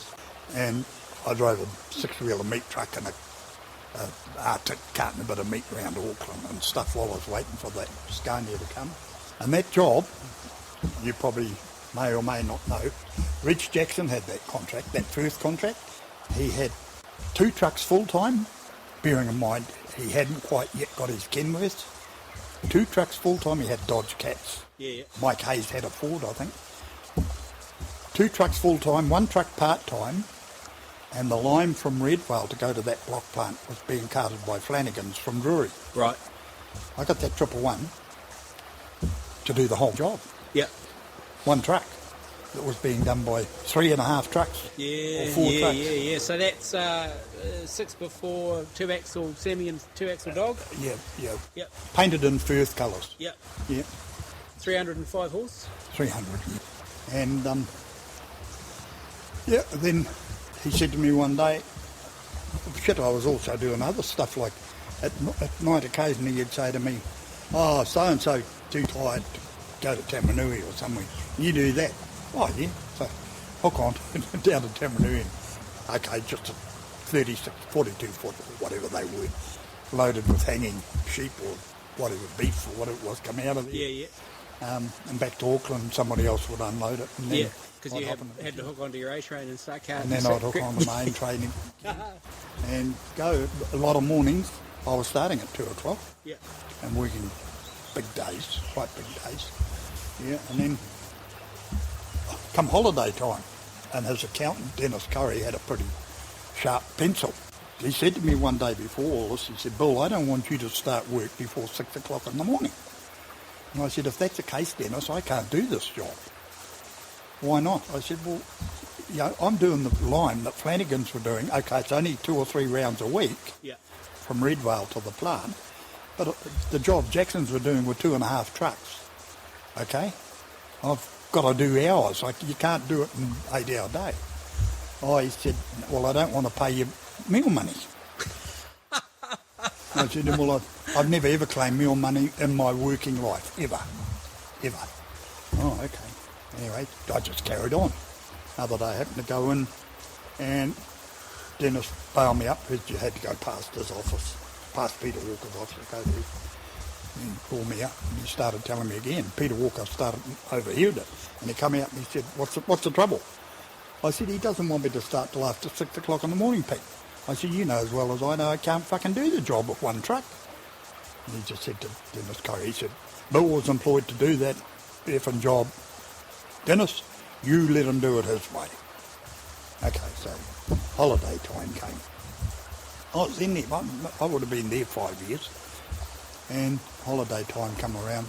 Dennis said, oh, you take your holidays in November. Yep. And I was between marriages, so what do? Oh, Wayne Bellin. Yeah. What do you do on holidays? Drive trucks. Yeah. And those days he was running tour. And so over I goes and works for Wayne Bellin in the holidays. And one time I can remember quite distinctly, Ken Worsley was my swap partner at the time. Ken Worsley didn't turn up. So Bellin said, what are you going to do, horse? I'll do it. Because it was straight down and straight back and shuttling. So down I go. Back I come. Did it again. Another round the same. Probably with 3 hours sleep. Yeah. So this is Auckland-Wellington? Yeah, Auckland-Wellington. And not only that, we had to go through the Hawke's Bay because he only had one licence to go direct. So this particular truck had to go through the Hawke's Bay and writing out notes for different bogus destinations. Yeah. And so what are you driving? Oh, one of the Aerodynes. Yep. Yeah, we had the Aerodyne 400. Yep, the 400s, yeah. And come payday, and he just paid me for the normal pay. And I said, come on, horse, this is a bit fucking rough. He said, what do you mean? I said, well, I've done 2 rounds on my own. That would have cost you 4 rounds if there's 2 of us. Yeah. And you're only paying me for 2. I said, but I've done 2 men's work. Wayne? Yeah. You drive a fucking hard back. I can't do this and I can't do that. I said, well, it's pay up or nothing, or else.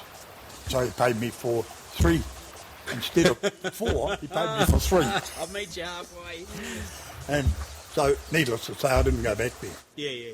Next holiday came, car haulaway, doing the National Park swaps. Oh, yeah. Down there doing the National Park swaps on one of those things. And added to that was Ernie Salter. He'd just got that HV92 Kenworth. Yeah. That was a cool truck. With a Spicer. Yep. And he said to me, we used to drink together. And he said to me, come and drive my truck. I'm off to Aussie for 2 weeks. That's when he had the race horses. Okay, this is what you do, Bill. This is your list. If you happen to get finished, go and see Lance Peach at Waller and Bindman. Right. So the list that he'd left me, I finished in 1 week. Yeah. And not 2. So round I go to see Lance Peach. Oh, yeah, shit, yeah, back her in here. Load her up. Off to Hamilton. That's when they were doing the Transcord Intercity. Yep, off to Hamilton. Did the following week doing that. Went back to Walker's. About the middle of the week, Lance Peach rings up and says, what are you doing? I said, I'm doing what I normally do. Why? What do you expect me to be doing? He said, Des Renee was quite about my age. He's too fucking tired. He just bought that FR Mac. Yeah. And by then it was probably 3 months old, if that. Yeah. He said, not only is he too tired, but he opens his mouth and blabs everything what we've been doing. And because what they'd been doing was a bit illegal. Yeah. This is a bit interesting. Yeah. He said, do you want the job? Do you want to drive it? And I thought, oh, well, it's line haul days coming up, isn't it? Yeah. I said, yeah, okay. Yep, righto. So I left haul and started off doing the Transcord Hamilton, Auckland. But then at night, he'd say to me, 5 o'clock, all right, go around to so-and-so and load up, you're going to Wellington. After he'd done a day. Yeah. Like, So, load up and go to Wellington. The first time I did it, I had to come up to Palmy, empty, and pick up a couple of containers out of the rail depot in Palmy and back to Auckland. And I was back like late afternoon the next day, done it in pretty much one hit. Lance said to me, and I now think he was joking, he said, mate, if you want to do line haul, you've got to be able to do it quicker than that. And so I fucking proved him that I could not only do it as quick, but end on end on end on end. Yeah. And he gave me a good recommendation of one of those things. He said that I have the work power of like a Herculean work. Yeah, power. it is too. Yeah. I've got the Lance Peach comment in here. Yeah, Lance Peach, Bill's Herculean appetite for work in days before curtain siders, when everything was covered, hand covered. Yeah. So was the 350 Mac 12 speed? 350 12 speed. 12 speed. FR. FR was good reliable truck. Because you have to have a tractor to keep going under your desire to work it. Yeah. It dropped the cam follower at about 400,000. Oh, yeah. Oh, so how long were you on the FR? Oh, good couple of years or more. Yeah. Like that five a week was quite... Not every week. Yeah. But never less than 3. Never less than 3 ever. Ever. Yeah. Probably more 4. And, that's still no mean feat. Yeah, because he would have me working locally as well. Yeah. When I'm in Auckland. And, like, it's covered freight, isn't it? All the way down. Tarp freight. Yeah. But he paid good. Lance paid good. Yeah. There was never a dispute over money. Yeah. Like 120 hours some weeks. Yeah. Some weeks, not fortnights. Yeah. That's just non-stop. Yep. Back and forth. Last episode 8, feature interview Bill Brown. We'll conclude part 1 there. Duck off, have a pee, grab a biscuit and take the top off another bottle of beer or make another cup of coffee at this point. Bill leaves Waller and Bindon for a short time and takes up a bulldozing job in the middle of the North Island, to use his turn of phrase. It came about as a result of some outside of work issues, and he was left the firm for approximately 6 months, at which point the intention was to always go back. And so we rejoin the story here where Bill is going back up to Waller and Bindon. There had been the offer of a new truck on the scene when he got back, a V8 Ultraliner. But we find that the story takes a turn at this point when he goes up to meet the team and discuss his return to work. And I guess you can say this commences the middle part of his career with the trucks that he owned, the S-Line and of course the Great Pa Bear, and then following those moving on and working for Clary Peterson, which is to come in a few minutes. I came up to Auckland, went up to Waller and Bindon, the yard in Howe Street, and they said to me, look, we have sold the Mac to Garth Thompson's son-in-law. We're not going to get another truck, but Garth Thompson has bought this T-line that was ex-Tony Balderson and the clay contract. Right. At Tuakau. And Garth Thompson's stipulation is that you go and drive the T-line, work for Garth Thompson, which I did. And that would have been the first time I had that big CB in that truck. And I went on that for a while. And Garth Thompson said to me, Brownie, we're going to give you another truck, a new truck. There's one last cruise liner V8 left for blah, blah. I said, I don't want a Mac. I don't want a Mac. What do you want? I said, well, I've taken a liking to the Fodens, the Cat 425 Fodens with the high-rise double bunk. Yeah, with the sweatback. Yeah. The high thing. Yep. So he said, all right, that's what you can have.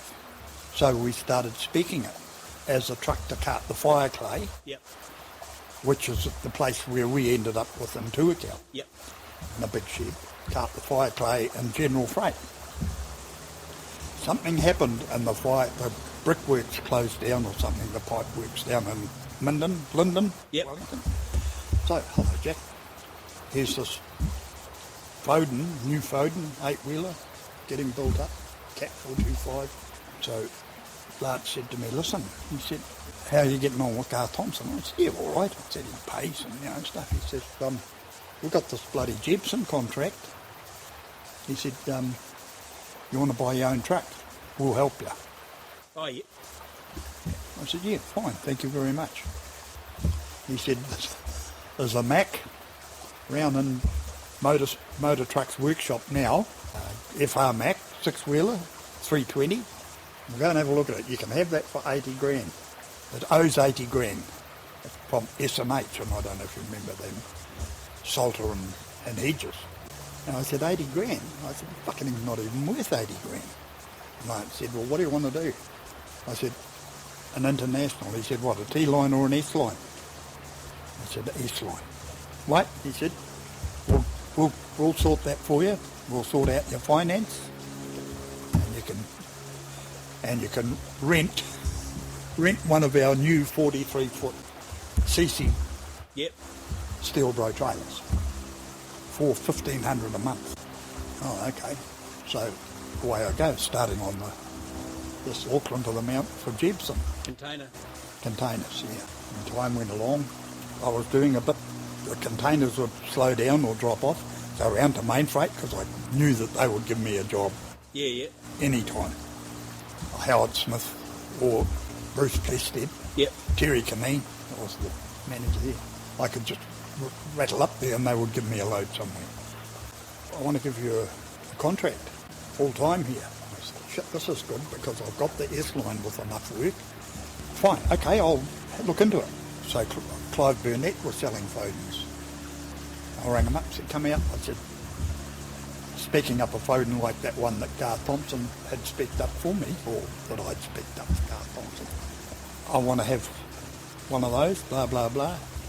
I went into main freight a couple of nights later and Howard Smith said to me, oh, we can't give you a contract. I said, why is that? He said, because Royden Head has told me he owns that S-line and you're not allowed to work for us. I said, he doesn't, you know. I said, if anybody, it belongs to Nathan Finance. Yeah. I went to Hercules Finance, we're doing the finance then, and Hercules had sold out or something. Nathan Finance had taken it over. So I went to the guy at Nathan Finance, who happened to be the same guy that I'd already dealt with, said, I want to buy that trailer. How much it's going to cost me? I got nothing to put in it, but I've got he said, no, he said, you've built a huge equity over a short time in the S-line. Yeah. Okay? Because I started off with fuck all in it, but I built a big equity. He said, yep, he said, you can have that over 3 years or something like that. And he said, and it's going to cost you $1,100 a month. I said, well, fuck me. I've been renting it off them for $1,500 a month. So I rang Gordon Head and Lance. I said, I'll buy that trailer. So we ended up with that. And then, of course, along came old Pa Bear. Yeah, now that was a cool truck. And just before we get on to Pa Bear, S-line was a good machine to you? The best. Yep. So that was a doubt. Big Cam 3 or Big Cam 3, Big Cam 2. Big Cam 2. Yeah. 15 speed, yeah. 44s. Yeah. All the good gear. Yeah. Of the day. Yeah. 2 years and 8 months, 610,000 kilometres. Reliable kilometres. I had a valve burn. Right. It burnt a valve, and it burnt a valve. I let Dave Bruce, because I was going so hard out, I was also doing work down to Napier, down as you Gisborne. Do. Yeah. As you do. Yeah. And Dave Bruce did a round for me. I'm not blaming him entirely, but his driving style wasn't my driving style.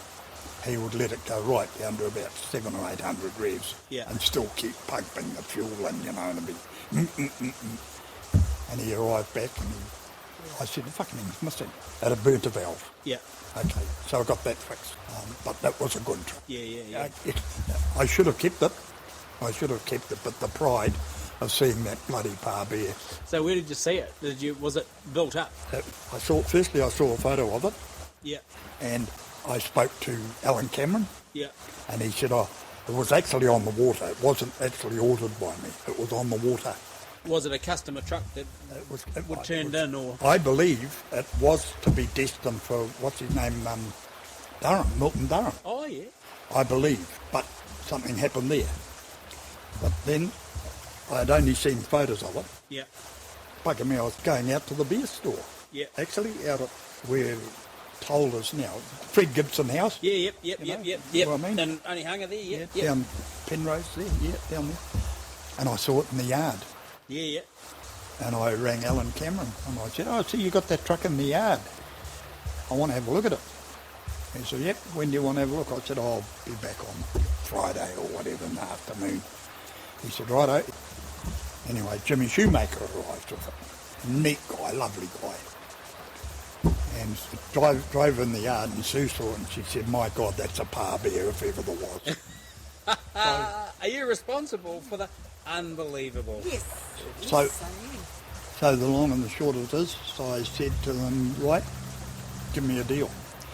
I paid $174,000 for the S-Line on a no-trade deal. I lie, I paid $172 because they took $2,000 off it because it was painted for a truck show in Hamilton. Yeah. And it was actually had lines and Wicked Wander written on it. And I had to take all that off. Yeah. So it was $172,000. That fucking TransStar was $262,500 on the road back then, when Kenworths were about $250. Yeah. But that was what I wanted. 88.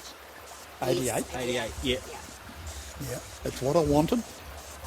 And it was so its own thing, isn't it? Like when everyone saw Par Bear, they were like, look, the shit at that, because they had the Shepherd Sleeper and, you know. We had to get the sleeper joined up because when I was talking to Cameron about it initially, I said, if I can't afford that truck, I want a sleeper. Yeah. And so it all sort of fell into place. Yeah. Only a little bit, it was really my input, but it fell into place to our advantage in a way. And I thought if I couldn't afford to buy it, the sleeper was going to go on the S-Line. Yep. And the turntable was going to be moved back a little bit. But anyway, they came up with $155,000 traded. It was in good order, but it was a truck that had done nearly, headed towards $1 million. Yeah. 610,000 K. But it was still a solid. Yeah, and driven well. Solid truck. Yep. Driven hard. Yeah, but hard well. It was driven hard, yeah.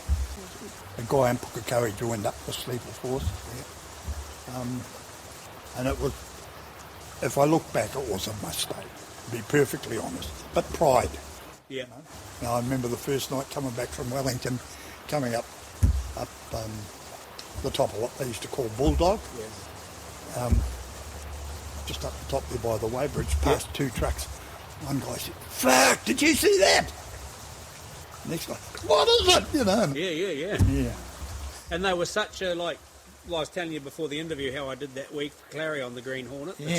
And they were such a neat truck to drive, eh? Those TransStars were comfortable. Yeah. Comfortable. Solid truck. Yeah. And 444, was she doing pretty handy back in the day with just a 40-footer behind it? 444, yeah, with a 43. Was that a good motor to you?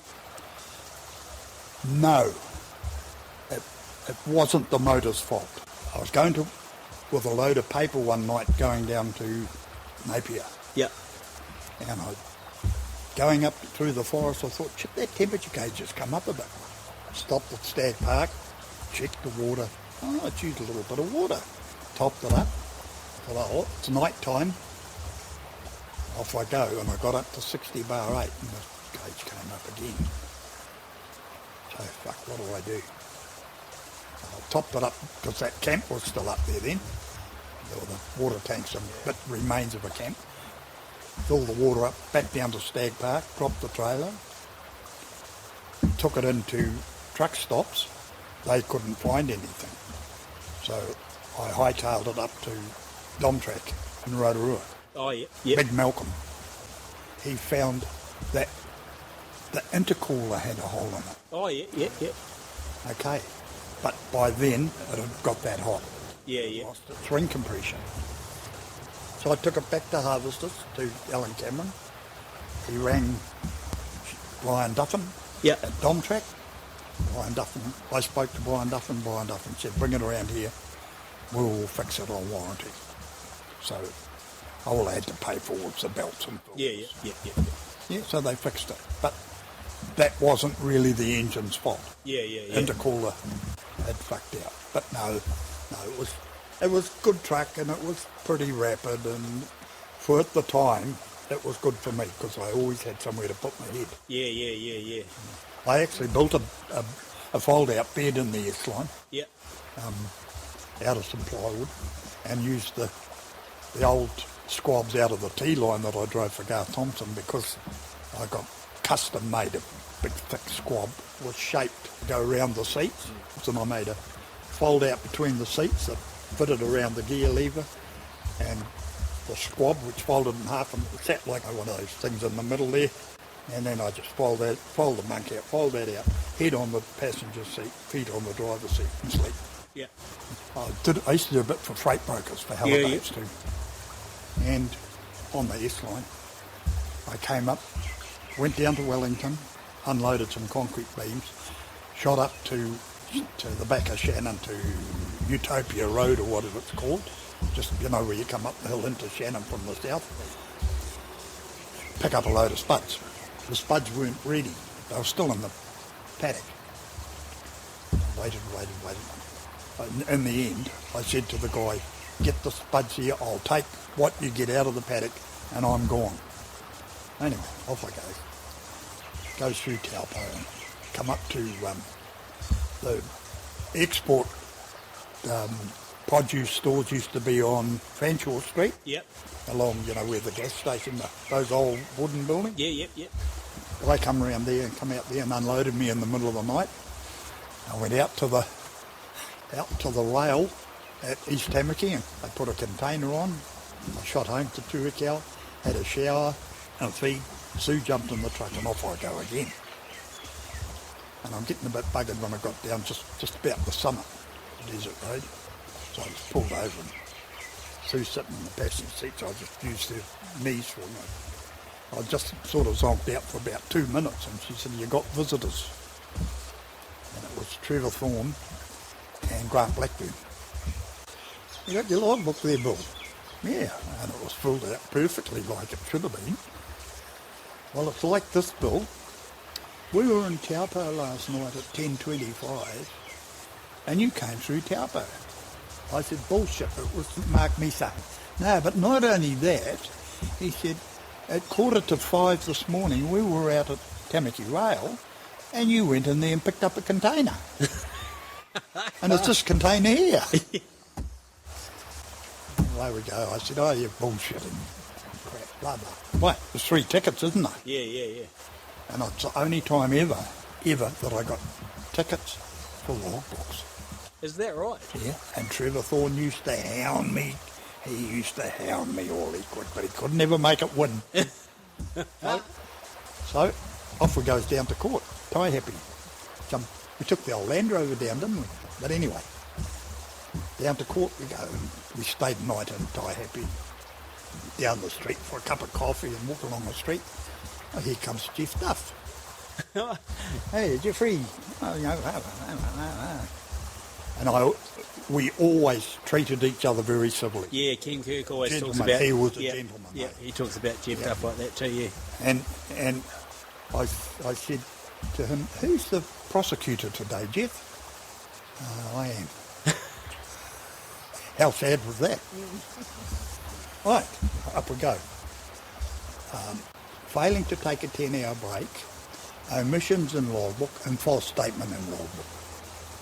I forget how they were read out, but I said to Jeff, look, I'll plead guilty to 2 of them, not guilty to that one. How do you plead, Mr. Brown, to that?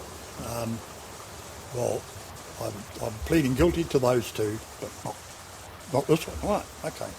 What have you got to say, Mr. Duff? Well, he said, the way I see it, sir, he said, the omissions in logbook and the false statement in logbook is a duplicate of the same thing, really, isn't it? And the judge said, yes, it is, Mr. Duff. Jeff Duff said, well, we'll withdraw that one too, Your Honour. Failing to take it was a 9-hour break in those days. Failing to take a 9-hour break, $65, and I'm not going to touch your licence, Mr. Brown, because I know you're a hard-working man. Yeah. The only time ever. One time, all the roads were shut. All the roads. So I came up, went through the tunnel over to Ohura, because I'd worked in Ohura, over that road there. Up the Forgotten Highway into Ahura. No, turn off south of Mocal. The road goes up to Dampier. There's a tunnel in there. And because I'd logged on the Waitonga saddle, see? Yeah. I knew a bit about the road, and that was a bit of a goat track. Yeah. So I could hear these guys when I came, though, because all the trucks are parked up at Sentry Hill and on the weighbridge at Sentry Hill. As I come out and go, "Oh, you can't get up there, Brownie, you fucking fool, you know. The fucking roads are closed and the fucking gorge is shut and the fucking... I never said a word, I just kept going and turned off and up I go, so... And I came out, I went over and I came out through Martree onto the road there. Two of, and I think it was Berger and somebody else working for Redco had tried to get over there and they both got stuck. The advantage, of course, of the S-line's high in the front. Yeah. At 43-footer, you can crib a bit on the corners. Yeah. And, climb up the bank and stuff like that. Yeah. I got through, I went up to Auckland, had a bit of a rest, unloaded, reloaded, and I was coming back down, heading back down towards Hamilton Way, and here's all these poor bastards coming up. I'd forgotten about it. Kenny said to me one day, he says, "Those bastards thought you were mad, they didn't know where you were going." So how many clicks did you do in Parbia? Around about 200. Not a lot at all. I never had it for all that long. Yeah. Because I had a major run-in with the Sheriff's Department. Yeah. And they wanted my general goods. Yeah. Gave my daughter our house, our equity in that property in Tuakau, and we moved down to the gorge. And your nephews took the transport, took the truck? They took it over, took over the business. Rex got a licence, brother Rex. Yeah. I gave him a fat equity in it, really left it just, on paper I went broke. Yeah. It's good as. I paid all my debts apart from Shell, which eventually got paid, and BP. Yep. And shifted down to Mackie Town. Yep. Yeah, and started doing a bit of casual, really. Like I said, Dave Wrigley, Neville Chambers, Trevor Masters, Clary Peterson, and 2 rounds a week to Wellington via the Taranaki market for Peter Wake. Then of course Clary got that, and he rang me up. I was on my way I was just heading into New Plymouth actually, somewhere there. Yeah. Uranui or somewhere. Phone went and it's Clary. Mr. Bull Brown. Yeah. Yes, Mr. Peterson. You want me to work tomorrow, don't you? And I'm going to be in Wellington. No, not really, Bill. He said, you know that I've got that new T900 coming. I said, I heard about it. Yeah, he said, I think I'd like you to drive it. Oh, 460 cat. I agreed, but I got to be fair and say, I think he had Bill, married chap, that begins with W. I think he might have had him lined up to drive it, and something happened. Right, yep. And I was really the second one to be offered it, I think. I said, right, fine. She was a great bit of gear. Yeah. And that was a big truck that was as good as it got, wasn't it? That thing used to tally that bloody 500 Superliner of you guys coming up the Hikawai. Yep. Yeah. It was. I used to tell people bullshit because it could pull 140 k's. Yeah. It could pull 140 k's, that fucking thing, which is really too fast. Yeah. But I used to tell people, I said, fuck, how do you make that? Oh, it's been chipped, and Clary's had to sign a paper to say that if I get off the truck, the chip's got to be taken out. People used to believe it. But it was great for Clary because you could wring the neck of that, get every dollar that it was capable of earning out of it. Well, every day, and I don't think Clary realised for a long time, I was always a round up. Yeah. Or at least a half a round up. Yep. Usually a round up, because I used to drive it hard. Yeah. Hard. But those brakes were only relined to be when it was sold. When I left, sorry. Yeah. Yeah. Did the Cat's Whiskers have a brake saver in? No. The Cat's Whiskers had just the Jacobs. Just the Jacobs, yeah. But very good on brakes. I do know that. Yep. I do know that. It used to power along the road. Yeah. I used to kick it hard, but I shit the times that Chris, he was a problem because he didn't like Clary and he didn't like me. If he wanted a quick, urgent load out of Wanaka to the lighter basin, who would he get? Yeah. Go and do a quick load out of there. You've only got an hour and a half or something. Episode 8 feature interview Bill Brown. That concludes the middle section. Bill was with Clary for a total of 5 years. It was in that time that I had the pleasure of working alongside Bill, and they created some great memories there, as you've just heard. We now move on to part 3, so go and have a refreshment and another break, and we're going to conclude the Bill's career in driving, starting with a return to Halls. I didn't actually intend to go back to Halls, but we had a country music festival to go to on Waiheke Island. And we're going up there, and I said, well, I'll go and see old Buffy at Halls. He said, oh, what are you doing? I said, I don't know yet, I'm a bit between jobs, but I've got a little bit of pocket money, I might hang around for a day or two. Bugger me, I got home and I was home 10 minutes. Dennis Curry on the phone. Because he was now manager of Halls, because Peter Walker had sold Halls to the Medill family. Yes. Bill, I saw you in the yard today. You too proud to come and see me? Oh, you're a busy man, Dennis. Look, I'll give you a job. You want a job? But you might have to trim your beard up. He said, you come up, he said, and I'll put you straight in on the senior driver's pool, which puts you on line haul. So I went back there, and we were doing rail pigs. The pig marketing outfit down the South Island decided to quarter the pigs and put them in cheap cages, okay? And the rules were, because of the weight, the cheap cage, because we were trolley jacking them out, the rules were, because of the weight, you were only allowed to go 1.5 cages. You know, they do the half cages. Yep. Okay, so just then, Medill's got those big high refrigerated trailers. So the bright people in Christchurch that loaded them decided to double stack them. And the trolley jack wouldn't lift them, and up the front of the truck. And it was at Hutton's in Hamilton. Yeah. In the middle of the night, I'm trying to jack these things up. If you put it in the pallet long ways, like the pallet wide, the pallet was bending. That's how heavy. Yeah. And dragging, you can't move them. Yeah. Get it round and put it on the other way, and because they're bloody fiberglass floors, the wheels on the trolley jack was sinking in the floor. Yeah. Banging and crashing and trying on my own in the middle of the night. Next thing the night watchman turned up. And he said, what are you doing? I said, mate, I can't move these fucking things. He said, you've been here a long time. I said, I can't move them. I showed him. He said, wait on. So he went and got the forklift and a rope through the handle, turn on the handle, and then down onto the pallet. So that it had to pull the pallet, because if it had just pulled the jack, it would have pulled it out. Yeah. He said, you've done a good job, driver. Come and have a cup of tea. So I sat down in the hut with him, and I fucking back. Real agony. Yeah. I was on one of those FLDs or whatever, those monitored plate liner things. Up to the yard. I just parked it in the yard. I went and said to the guy in the office, I said, I'm out of here. I'm going home. Because I had that old bus that we had parked up at my daughter's place in Tuakau. I was staying there going to work. And I come straight home, and straight in the doctor this morning. He said, you've done yourself some serious injury. And it ended up, I'd actually ripped my diaphragm from my rib cage. Oh, yeah. I'd be standing, it was like somebody whacked you over the back with a 4x2. Yeah. I was literally collapsing to my knees. Yeah, and every time you breathed, it's excruciating.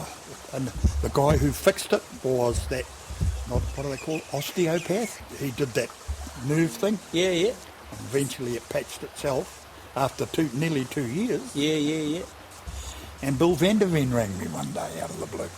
That's what I was thinking of. He said, I believe you know a bit about loading freight. And I said, I have been told a bit, but I don't know. He said, we're having trouble with our drivers loading the inter-island freight, because he was doing that work for freight lines. Oh, yeah. He said, do you think you could go and show the drivers how to load the freight? I said, I'll do my best. So I went up with a guy one day, about next day or day and a half later or something. He rings up and he says, the driver hasn't come to work yet. You think you could go and, would you mind going up and loading the truck? I said, no, that's okay, I'll do that. Up I go. Come back. One of the drivers, I've forgotten their names, Manu and Jacko and whatever their names were, was there. Off he goes down to Christchurch. Next day, okay there, Bill? Yeah. He said, can you go up and load again? This driver hasn't turned up. I'm on my way back down. He says, rings me up and he says, I don't think the driver's coming to work. He said, do you mind going to Christchurch? While you got it on, you may as well deliver it. And one of those CG 380s or whatever they were. Yep. Okay, Bill. So off I goes running up and down for them. And then going back to the Transtar, my last main job, of course, was cutting beer to Wellington and Palmy. Yeah. Working for Lion. Or working for Freightways Express, doing Lion. Okay. One of my nephews, they'd sold Par Beer by the time I was working for Van der Veen. Yep. They'd sold Par Beer and Kenny bought, I think he bought that bloody White House or whatever. Yeah. That Steve Gooselag used to have, or the 500 cat, I think. Michael bought one of those Western Stars that Keith Church had. And he was working at, he wanted a new truck, that's right. So I went with him, we did a deal on that cab over Western Star that we were doing the beer with, Mike. Yep. Yeah. Right. Michael was at Translink, it was then, with this cab over Western Star. Remember that truck? Yep.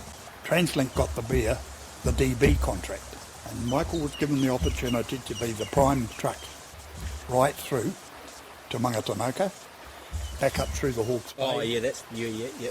Loading watties out of the Hawke's Bay. Yep. Twice a week or 3 times a week, beer straight back, and the other 2 days through the bay. Yep. Taking freight up to the bay and then watties up to Auckland. Provided this was the same guy, a chap called Ian McLeish, that was in charge of the Lion job that I was doing for Freightways Express. He'd gone over to Translink. He was in charge of this contract. They said to Michael, it's a 3-truck job.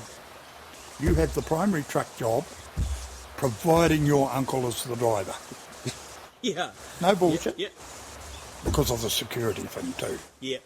So that's when we went and were living in the house at Stag Park. Yeah. Yep. Michael and I. Yep. And I was doing the bottom end. Michael was doing the top. Whenever he knocked off on Thursday night, he'd come home. And then I'd bring the truck right up to, we usually swapped at Tahuna on a Friday afternoon. And that's how we were operating. That lasted till they lost the contract, because the other 2 secondary trucks they had were swapping. They were swapping in Turangi, these other guys. Firstly, they had been having problems with beer tipping over. And they came in one day and they opened the curtain, because I would go straight down there and be there at 5 o'clock to unload in the morning. Sleep there for a couple of hours if I could. This truck came in and he opened the curtains and he had his beer stacked up over the turntable like that and up over the turntable like that. You know what I mean? Yeah. Both units. Yeah. And the 2 least stable places you could have there. And I said to this driver, I said, I don't want to seem smart, mate. I said, but I think they're loading that trailer wrong. Our idea was that way. Okay, so it's over the solid part. Small wheel trailer, stable. I said, but I think you guys might be loading those trailers wrong. He said, what do you mean? I said, well, really, they should be loaded higher at the back, more weight at the back, over those 3 axles there and over those 3 axles there, or 2 axles there and 3 there. That's how I think. You drive your truck and I'll drive mine the way I want to drive it. I thought, fine, that's okay by me. You know, I'm not tipping my beer over. You are. So they lost the contract. And that's when we'd already bought a place in Taupo, up the road. And that's when we moved to Taupo. They lost the contract. I did a bit for Kenny, bit of casual for Kenny.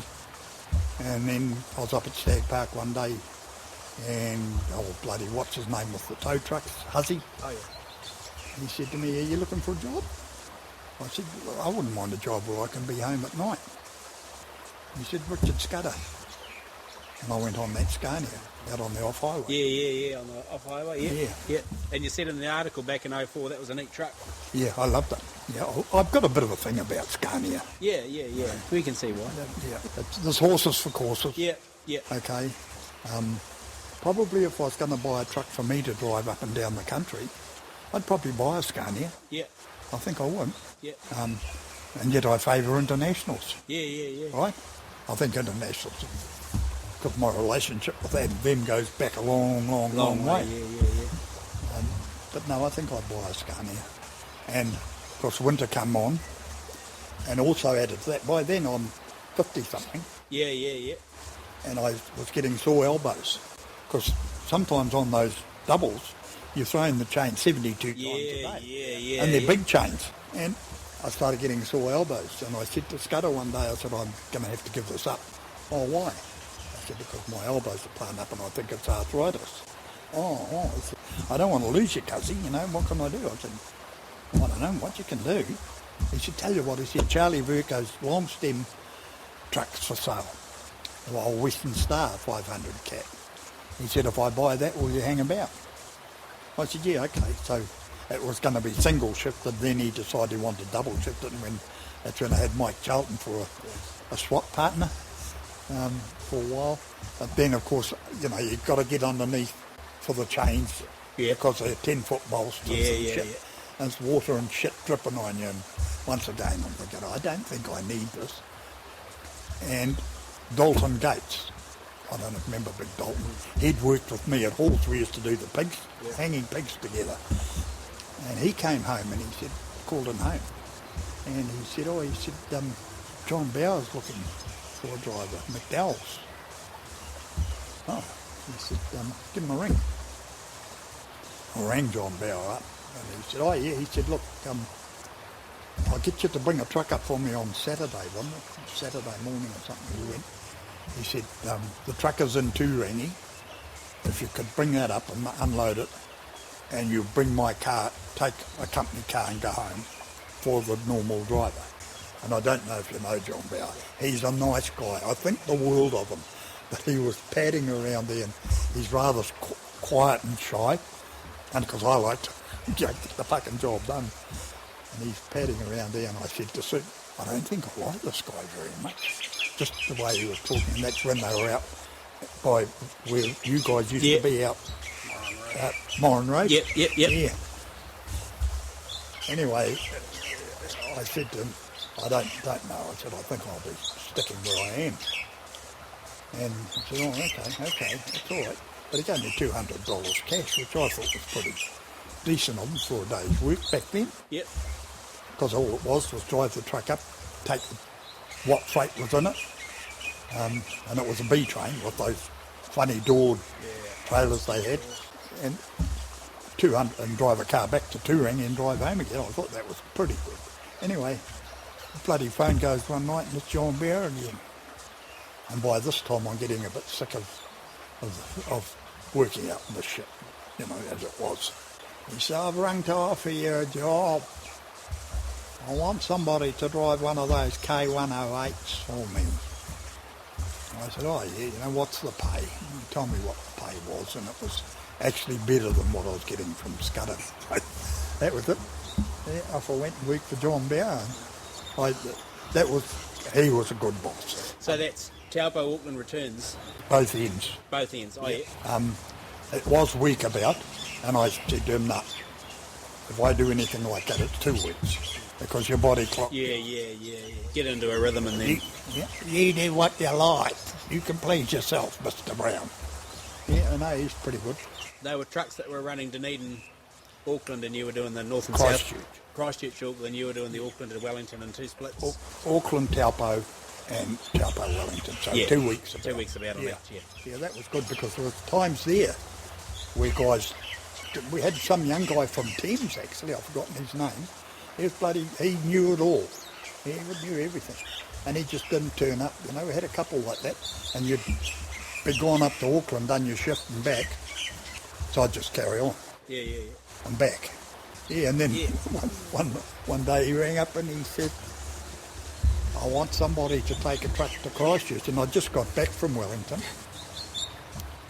No, I'd gone from Taupo. I want somebody to take a truck to Christchurch.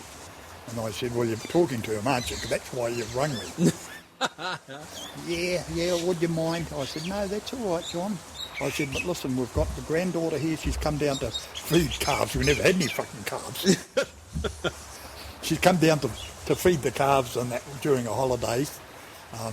Is it okay if I take her and Sue? Most definitely, and I pay for everything. Yeah, so off we goes down to Christchurch, straight down, unloads, reloads, back up to the boat, up back to Taupo, and on the way back up, back to Taupo, he rang up and he said, the fucking driver from that Western Star hasn't turned up to go from Taupo back to the boat. Oh no. Turned around and went back. As you do. Hopped in the Western Star, straight back down to B train, back down to the boat, and then back to Taupo. But he was always good. He'd say 2 extra shifts for you this week. Yeah. You know, he paid, and he was a good boss. Because the thing is, you get out of sequence with the boats, and it's a disaster to try and get everything to remesh again, isn't it? Yeah. No, he was good, and he paid good. Yeah. And he's another one that gave me a pretty good reference, I think. And so was that back to Halls from that? No. I had a good guy who I think the world of, that you know very well, ring up. Well, what happened was at McDowell's, we went to Aussie for holiday. And when we come back, John Bowers said to me, they've changed your run now. It's going to be an Auckland Turangi swap. That's fine. I didn't mind that. Auckland Turangi swap. I already had our house, the new bus that we'd bought, up in the motor camp at Ramarama. Oh, yeah. Because we bought a new bus when we were in Taupo, when I retired, sort of. Okay. They've changed your run to a Turangi swap. I said, no, not for me. If I don't go straight to Wellington or straight to Taupo, not for me. Oh, okay. I'm back. I said, I'll hang about. When's it changing? Oh, in a couple of weeks. I said, I'll hang about till it changes, John, all right? I goes back to the bus. The phone goes. Alan Green here, Bill. He said, and he's done it before to me. You don't know where I can find a good driver in Taupo. I can just hear it, yeah. I said, I'm not sure, Al. You know, I said, I don't really know any good drivers. And no. We chatted away for a while, and I said, what's the money? And I think it was $9.50 or something. $9.50 for 5 days, something like that, in the hand. I said, I said, I might be able to find you somebody. So just, I'll think about it, Al. Who's that? I said, Bill Brown. If it's you, he said it's $12.50. Yeah. We had been in the bus and we went back to Auntie Melva's birthday in Hamilton, and we were in the bus and Greenie said, we'll come over there and have a yarn together. And Adrian was with him and she wanted to know my history. Have you got any references to this, and have you got a CV for that?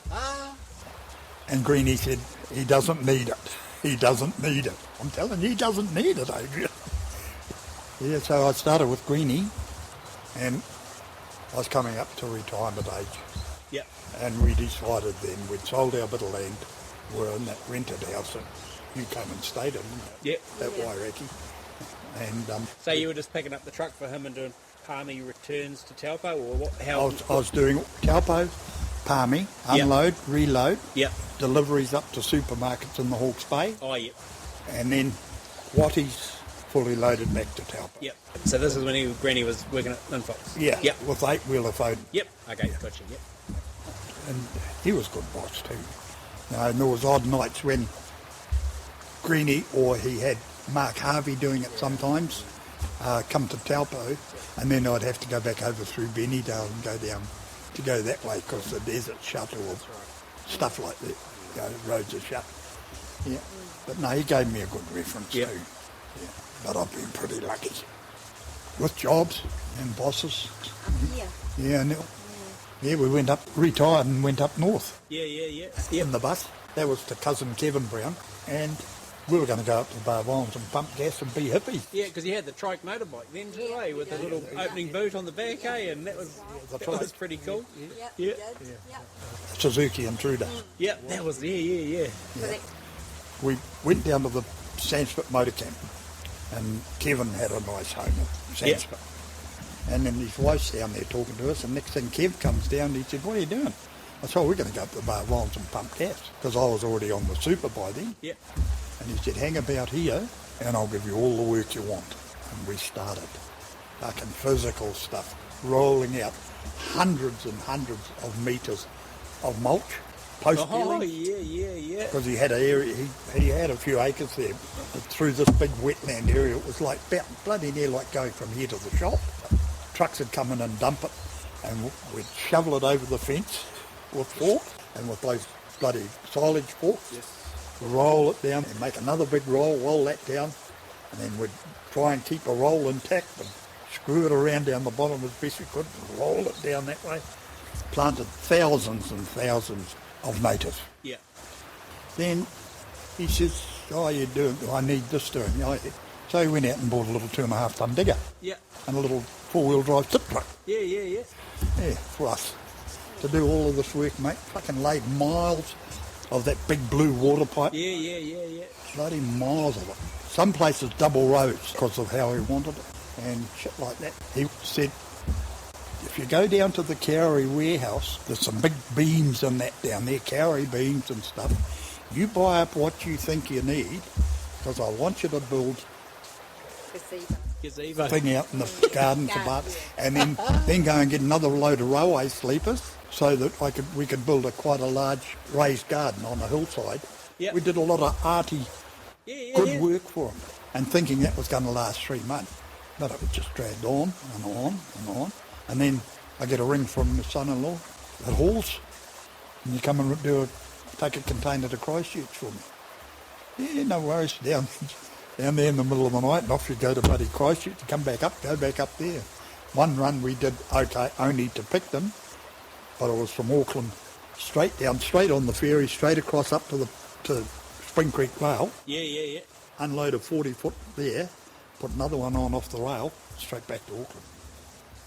So the Halls thing was the start of the Halls thing, the load? Yeah, the last Halls thing. Because Neil, my son-in-law, was head of dispatch. He's pretty good, and he just, if he had something urgent, he would give me a ring. Yep.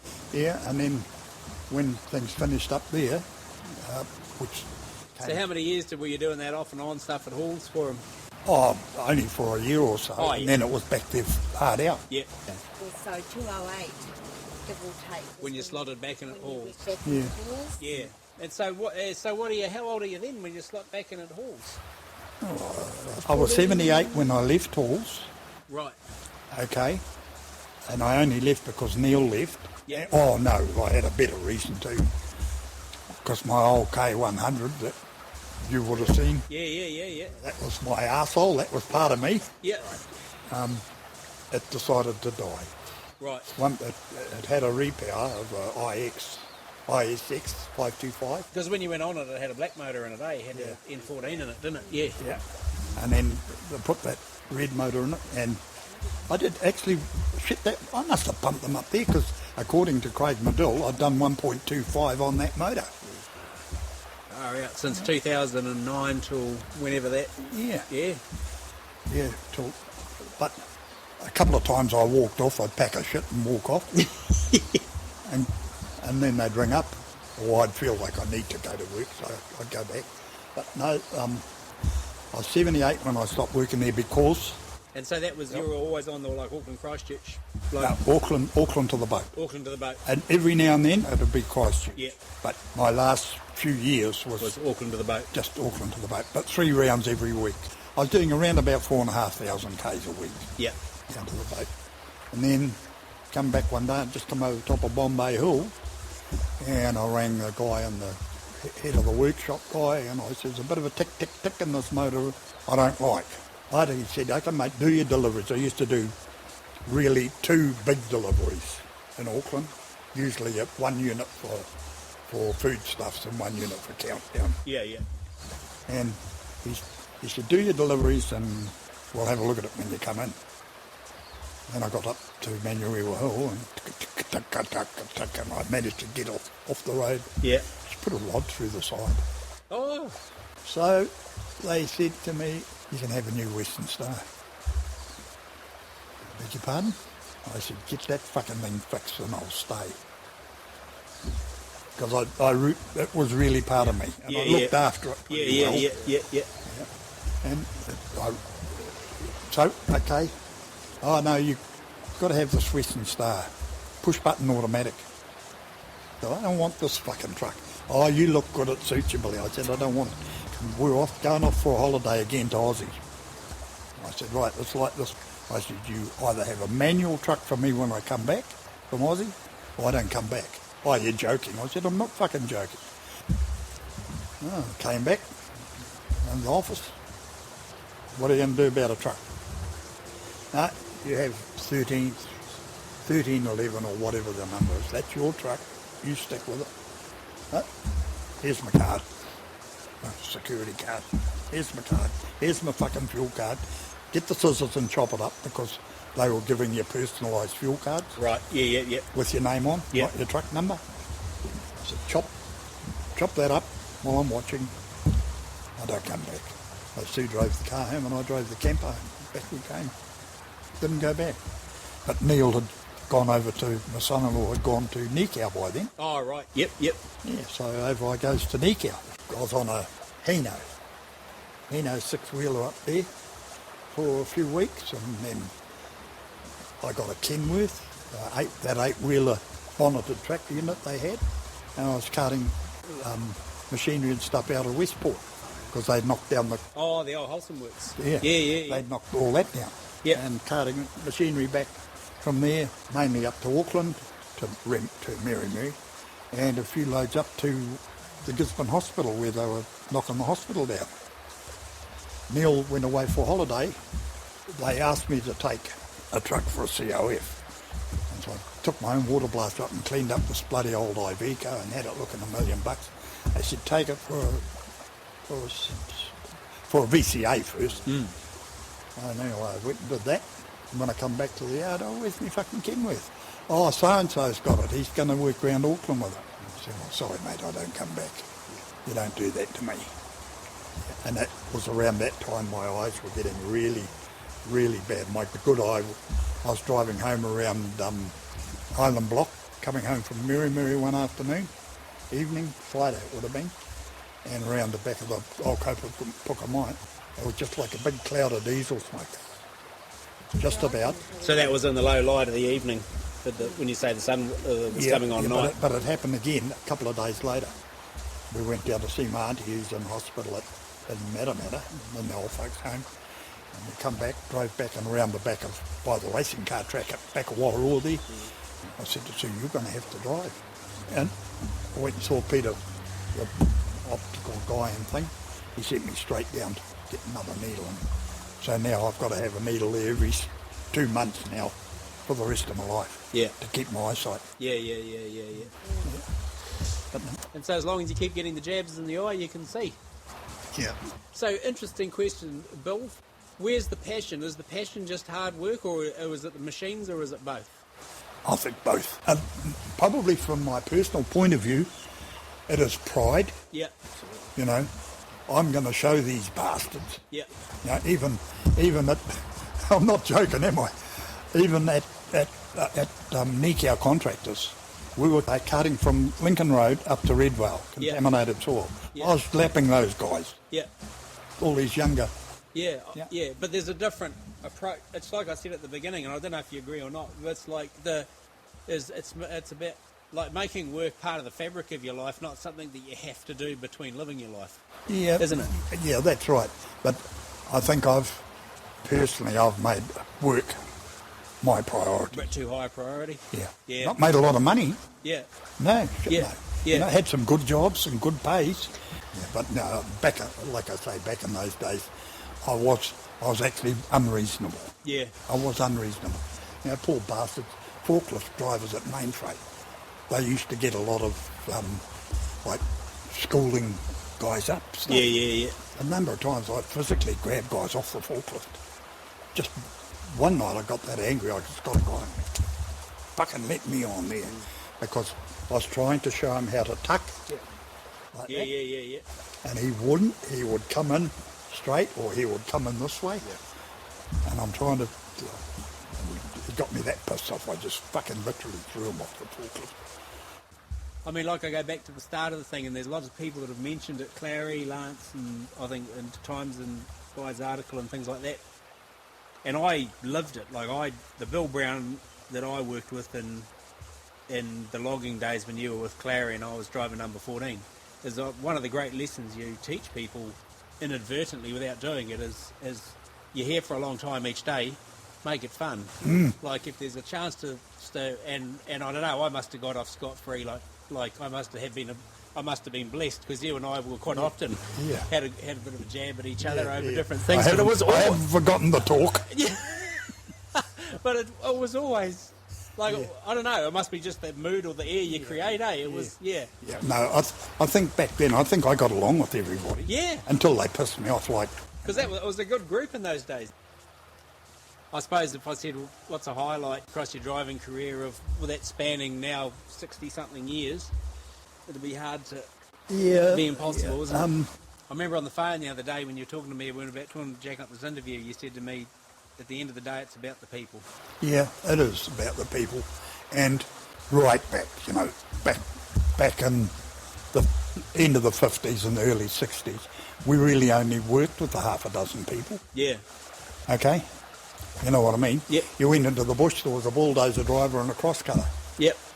And if they're camping in the bush, their wives were there or something like that. And then you got to the mill, with the native, you either had a bulldozer there to push your logs off or they had a winch with blocks. Yep. So you didn't see a lot of people. And with deregulation, of course you see way more people, don't you? Yeah. Instead of you running between Waihi and Morrinsville, you're running 50, 100 times that. That's right. The country's your workplace, isn't it? Yeah. No, I think if I was a greasy prick, probably the highlight was really fixing Sue's tyre on the road. Oh, it has to be, doesn't it? You know where the next 354,000 meals are coming from, don't you? And she is a bloody good cook too, man. Bill Brown, it's been an absolute pleasure to have you on the Keep On Moving podcast. It's one that was on my original list of who do I want to talk to on this podcast, and it's really important. It's really interesting because in the magazine we tell people stories, and in the podcast they tell their stories, and they can quite often be two different interpretations of the same story. So I think it's really important to get all you guys talking about what Mike and I still call the golden era of trucking, really. Yeah. So thanks so much for your time. Well, thank you guys too. I've enjoyed it. Immensely. Yeah. Oh, that's awesome. Yeah. But You're welcome back. You haven't enjoyed it as much as we have. You're welcome back. Thank you. Thanks very much. Want to catch the latest truck videos and posts from New Zealand Trucking Magazine? Then hit the like button on the New Zealand Trucking Magazine Facebook page and subscribe to the New Zealand Trucking Magazine YouTube channel. This is the Keep On Moving podcast. I just have to mention Dave Ching would normally have a contribution, but unfortunately the family went down with COVID, so it slowed him down a little bit. He was all right though, wasn't he? No, he was fine. Yeah, he was good. I think he was fine. Yeah. Either that or he completely forgot to do the interview, and, that's a pretty common excuse nowadays. Yeah, just blame COVID, mate. Blame COVID. New Zealand Trucking Association, the big event in the end of November is officially called, Dave? The TMC Trailers Trucking Industry Show, November 25th and 26th at the Canterbury Agricultural Park. And we're going to be a big part of that, right? Oh, mate, we're going to be a huge part of that. Let's find out a bit more. Here's Rebecca. We are insanely busy. I think with the new confidence in events and the gatherings outdoors, all sort of restrictions easing, we've just had like a massive influx of exhibitors and sponsors and people signing up for the show. So yeah, it's been super busy, but really exciting.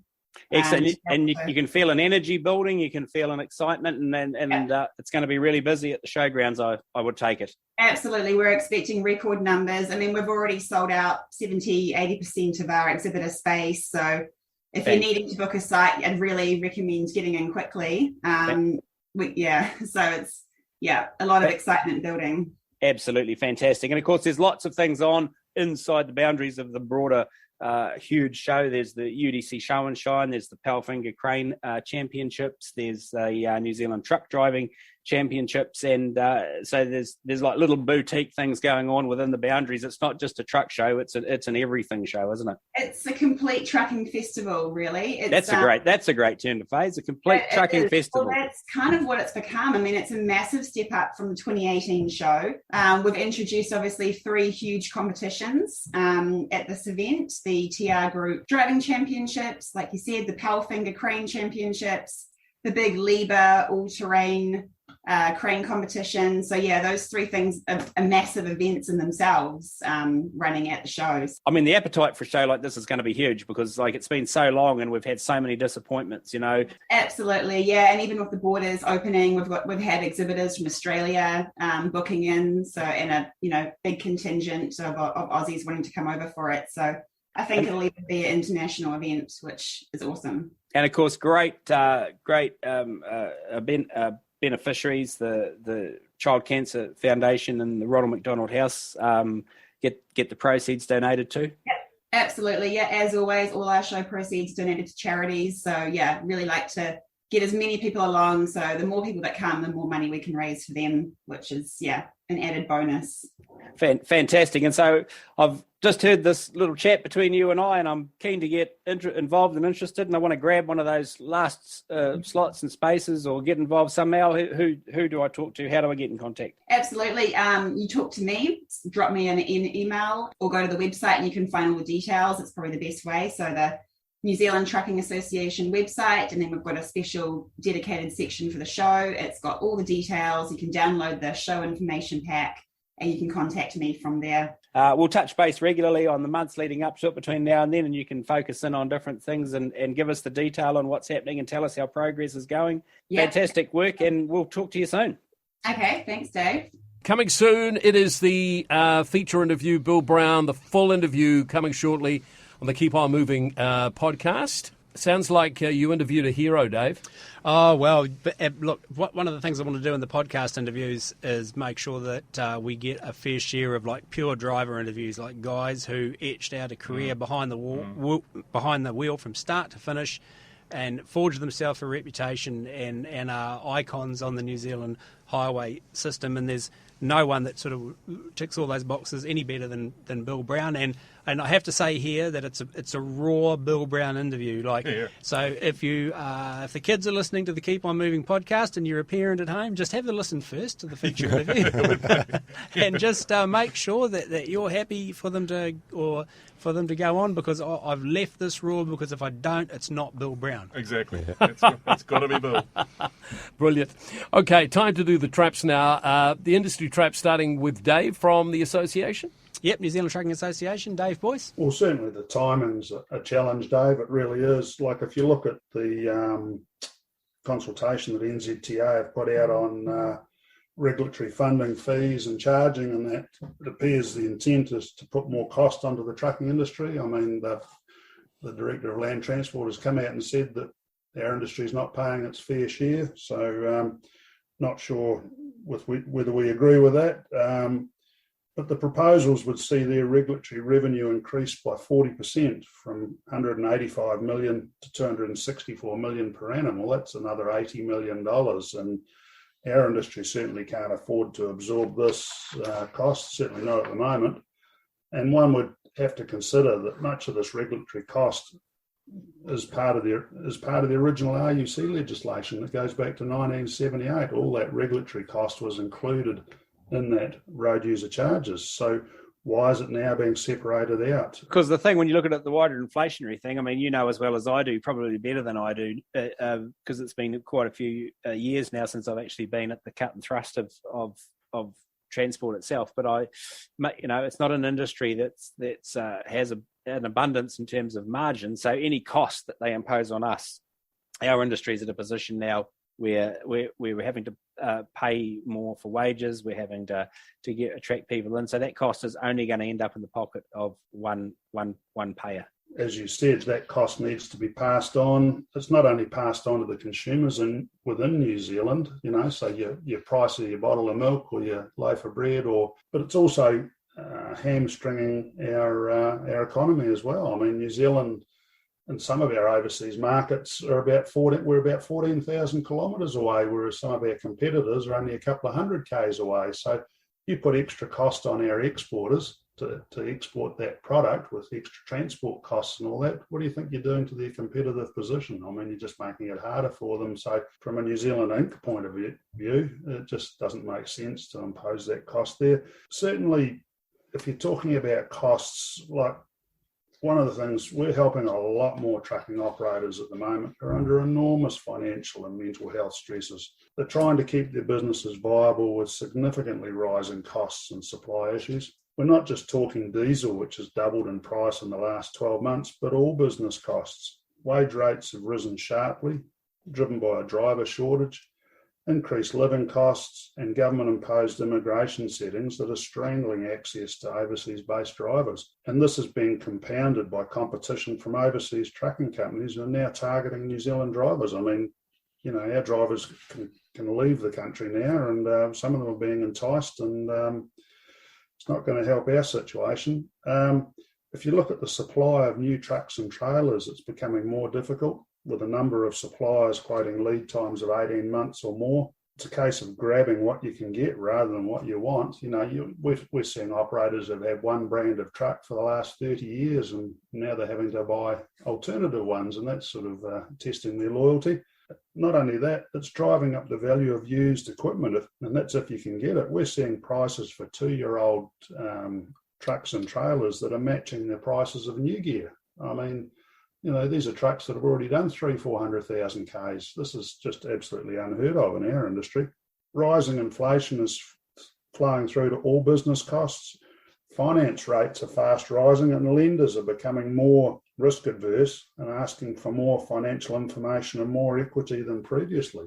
I mean, the days of 100% finance for someone who might be an owner-driver who's starting out, they're fast disappearing. You need to have good financials and cash flow projections.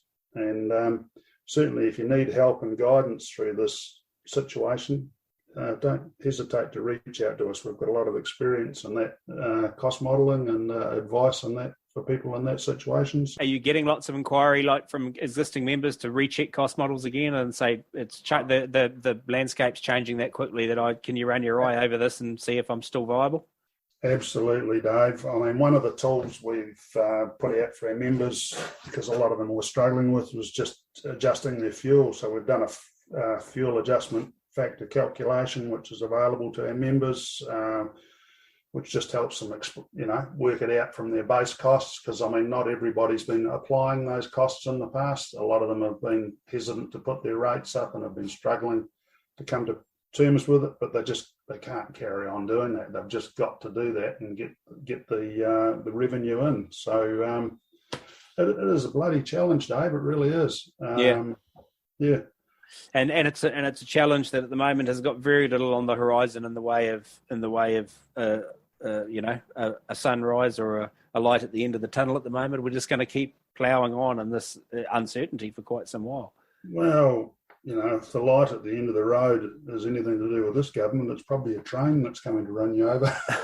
There you go.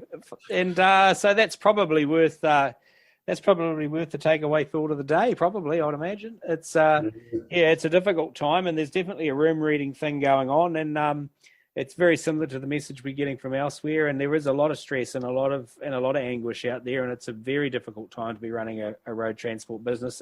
As vital as that industry is to the wider economy.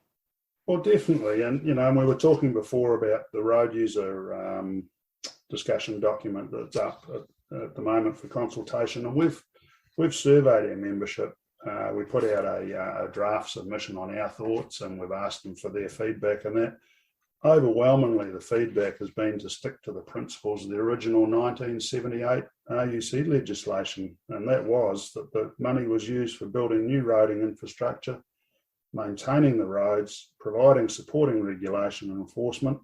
It wasn't designed to be played around with to support other externalities, which is a word that's used a lot in the consultation document, including trying to influence climate change and vehicle fuel source. I mean, to try and put road user charge on a vehicle, whether it's powered by diesel or electricity or hydrogen or whatever fuel source, is just ludicrous. I mean, the example I would use here is a 50-ton truck does the same damage to the road regardless of what it's powered by. It doesn't make any difference. And equally, a 2-ton car causes the same congestion on the roading network regardless of whether it's petrol or an EV. So, they should be funding their fair share of that roading source, but it shouldn't be being siphoned off for other things.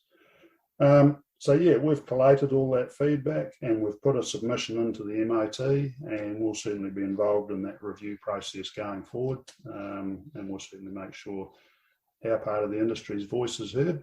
Fantastic, Dave. Good to talk to you. Great catch up for the month. And obviously there's plenty going on at the association to keep you all busy. And we'll leave you to get on with it. We'll check in next month. Absolutely, Dave. Never a dull moment, and good to talk to you. Never a dull moment. Love it. Okay, thank you, mate. Excellent. So thanks, Dave. That was great. And now we'll go across to the CEO of Aotearoa Transporting New Zealand, Mr. Nick Leggett. Who got to play on a new road. It's been a long time coming. Crikey. Well, yes. In fact, the country has a brand new road to drive on. And Transmission Gully was opened yesterday to traffic. And I have some personal interest in this because I was the mayor of Porirua when the project kicked off, and we actually, as a city, co-funded link roads that were part of the project to a couple of our larger suburbs.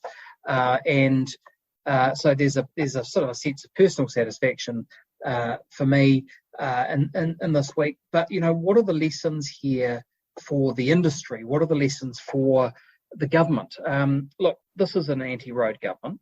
They do live in, I think, and they're advised by people who have this sort of utopian view of where the world should be, and that that road transport, that cars are sort of one of the great evils. And until we put everything on a train and put everybody on a bicycle, the world's problems are not going to be solved. And actually, I think what Transmission Gully shows, and I challenge the biggest greenie in the country not to drive that road and be unimpressed, because it's actually not only is a great feat of engineering, but it's a lifeline for the Wellington region. It's going to significantly reduce travel times for all of its users, and that is going to improve things for road transport. The challenge should be, how do we build more of those pieces of infrastructure, not fewer, and how do we do that more quickly? We do have an anti-road government to a certain extent. They were very complimentary this week. I was at the opening, and the Prime Minister was there, and Grant Robertson and Michael Wood, and they were all talking about how fantastic it was. Well, we're going to hold them to that, because the country relies on roads to connect people and to connect freight and get things to and from where it needs to go as soon as possible. I know I'm preaching to the converted there, but this argument does have to be made over and over again. Yes. Because what we've got is this agenda of not giving roads enough funding, slowing them down, in the hope that will encourage alternative modes of transport. And look, we know that if you live in a rural area or a provincial area, or you've got to cart logs or cattle or food to far-flung parts of the country, or from far-flung parts of the country, that roads are the only option. And the choice is not slow a road down, don't maintain it as well, and that freight is going to, the frustrated freight is going to travel on a train. It's going to take longer to get there, and there's an economic cost to that. And we've got to, I think, win that argument in the hearts and minds of the public.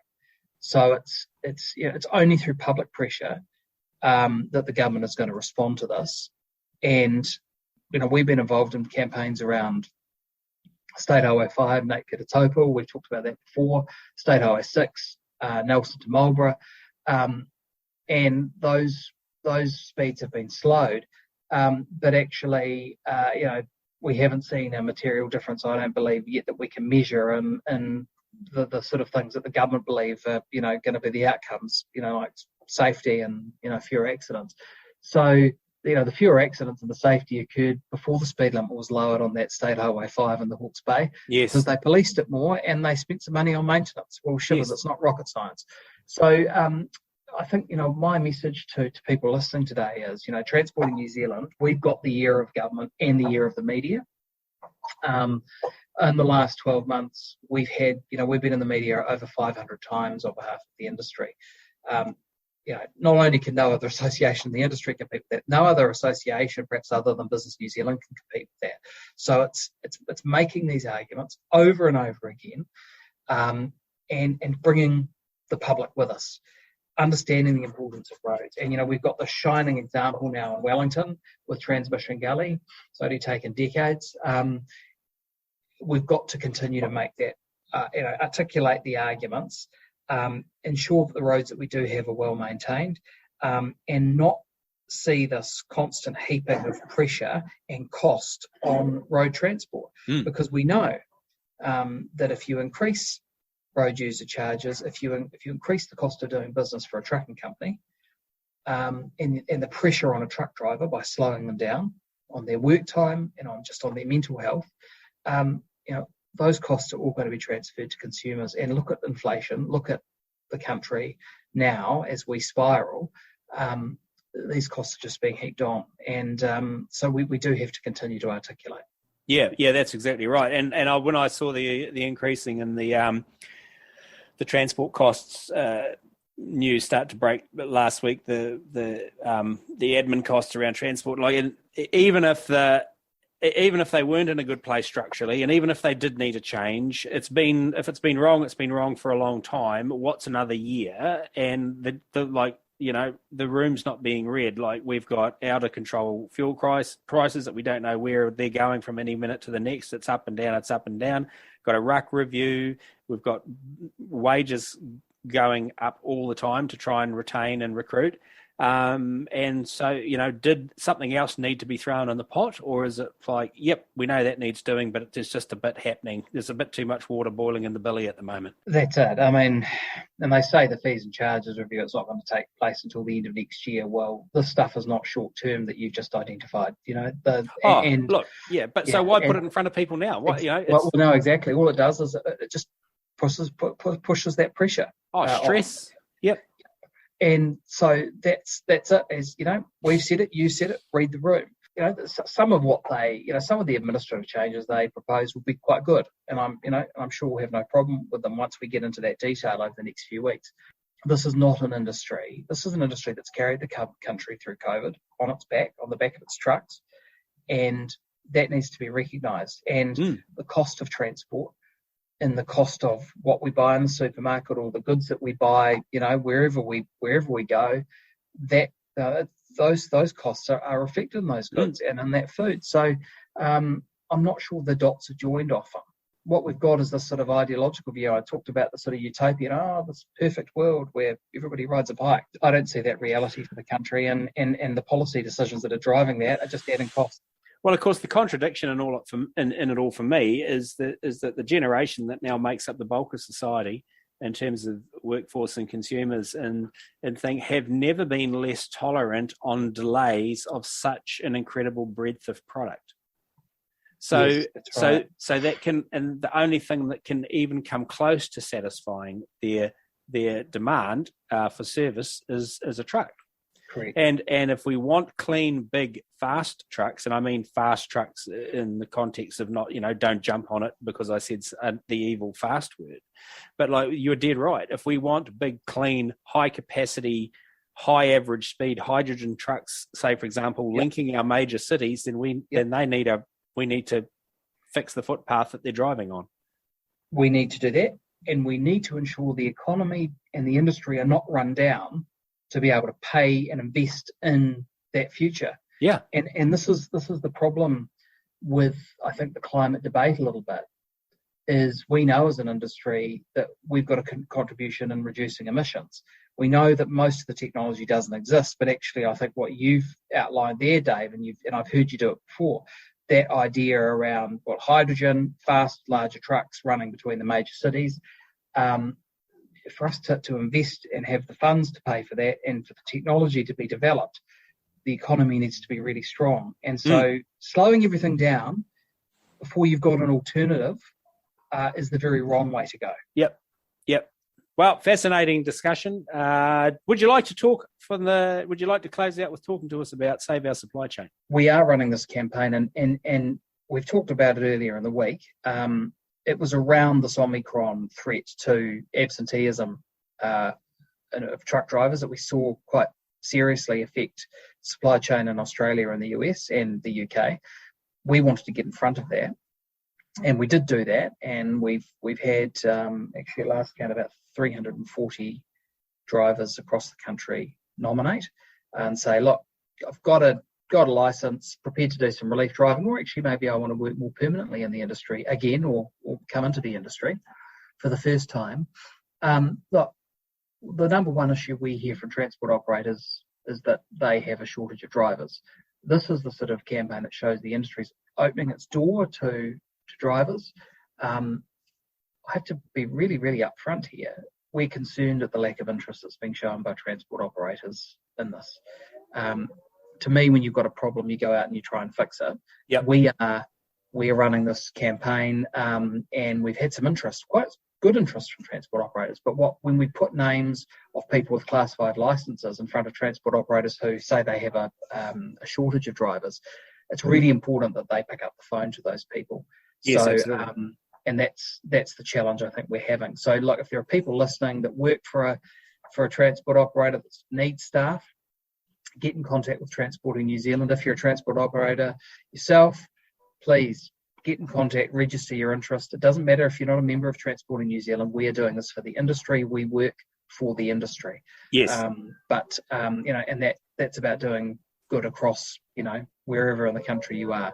Yes. So, that's our value, I think, and we've got some good government partners here. At the same time, this campaign is promoting what the industry does for the country. Once again, It's linking those things that I think people learnt in COVID, but it's keeping it alive in people's minds, so the industry can influence the government with our needs and our desires around all those issues that you've outlined that are top of mind at the moment, Dave. Thank you, Nick. Always great to catch up with all of the leaders of the three associations. And last on the list this month, because we rotate them around, but certainly not last or least in any way, shape or form, because he might be first next month, is COO of National Road Carriers, James Smith. We've had a few questions come in, but I've sort of put those. I'm going to put those on hold for the moment, because there seems to be a recurring theme coming through this month. That we've had obviously got the ruck review underway. Now we've got the fees review is underway, and they're just I don't know, is it me, but like last time when we leapt to the fray to help the nation, and we had the pending road user charges increase, and we were the first to get slammed with a tax for our work, and now like we're helping with supply chains under immense duress, during the Omicron thing, and they're lining us up for a couple of more increases in our costs. There's just not a lot of reading the room going on at the moment, with fuel and increases in costs and stuff. Like, what's the thoughts there?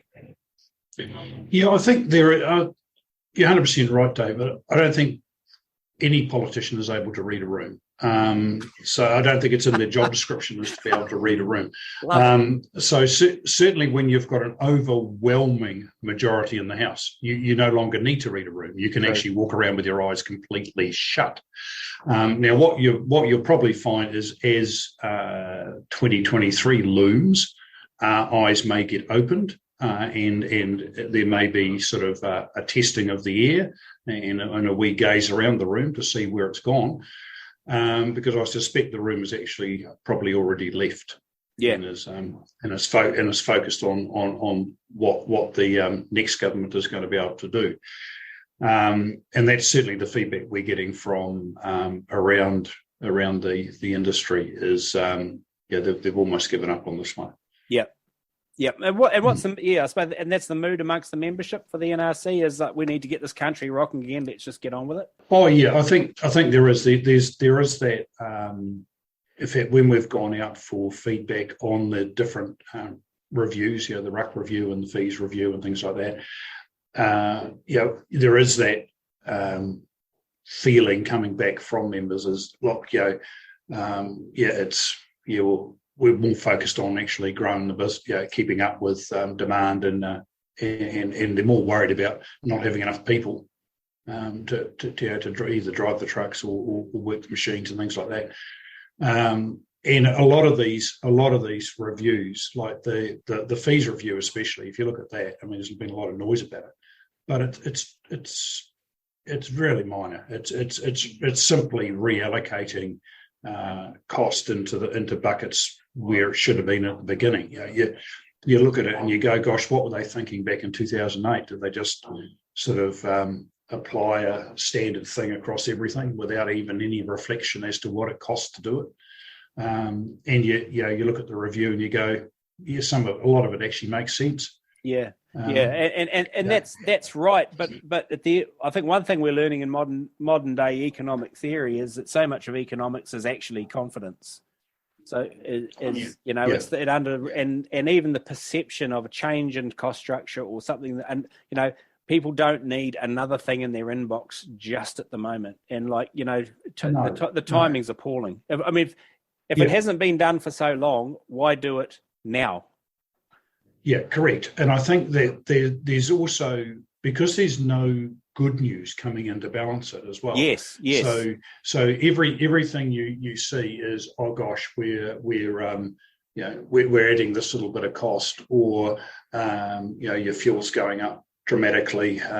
Your ruck relief is only going to apply to a small percentage of your vehicle fleet because it's only going to, and also it's going to be some months before we get it, and it's going to come with a whole pile of admin, and you sit there go, oh gosh, is it even worth it? And then you get, there's no sign of being able to, go out and bring in some workers. We'll get round to that towards the end of the year. Well, I need them now.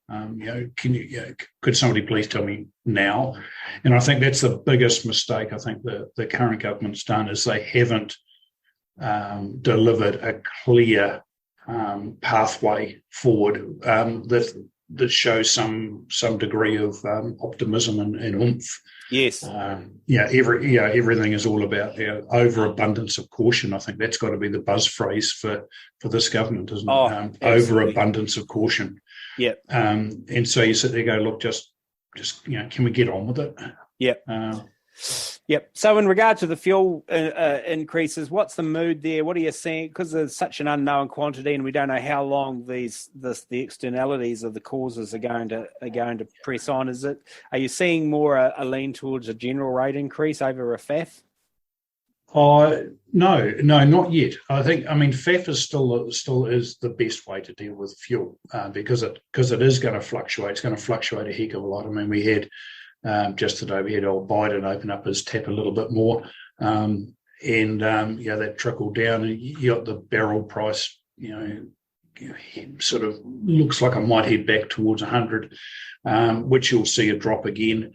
But all it's going to take is someone to break wind inappropriately somewhere, and it'll be back up again. So, I think FAF is still the best way to deal with that. There is, however, a growing amount of other increases that have been coming into the whole, all businesses. That means that actually, in addition to FAF, you're going to have a GRI. Otherwise, you're just not going to survive. You look at the labour, was in people, not political. People costs are going up. You got the minimum wage rose today, didn't it? And that's going to flow right through. And you've got every other cost involved in your business is going up. So yes, I think you're going to see GRIs come in, and you're going to see FAF continuing to play such a critical role. We've probably done. To give you some idea of how many people are actually really worried about costs, we've done more cost models in the last 3 weeks than when I look back that have been done in the previous 3 years. Yeah. And so that's an indication of what the bad news some customers are about to get, isn't it? So, now that's and the other interesting thing is we used to do, the bulk of our cost models used to be for people entering the industry. The bulk of them that have been done over the last 3 weeks by the team here have been existing operators that are going, hang on a sec, I need to have another look.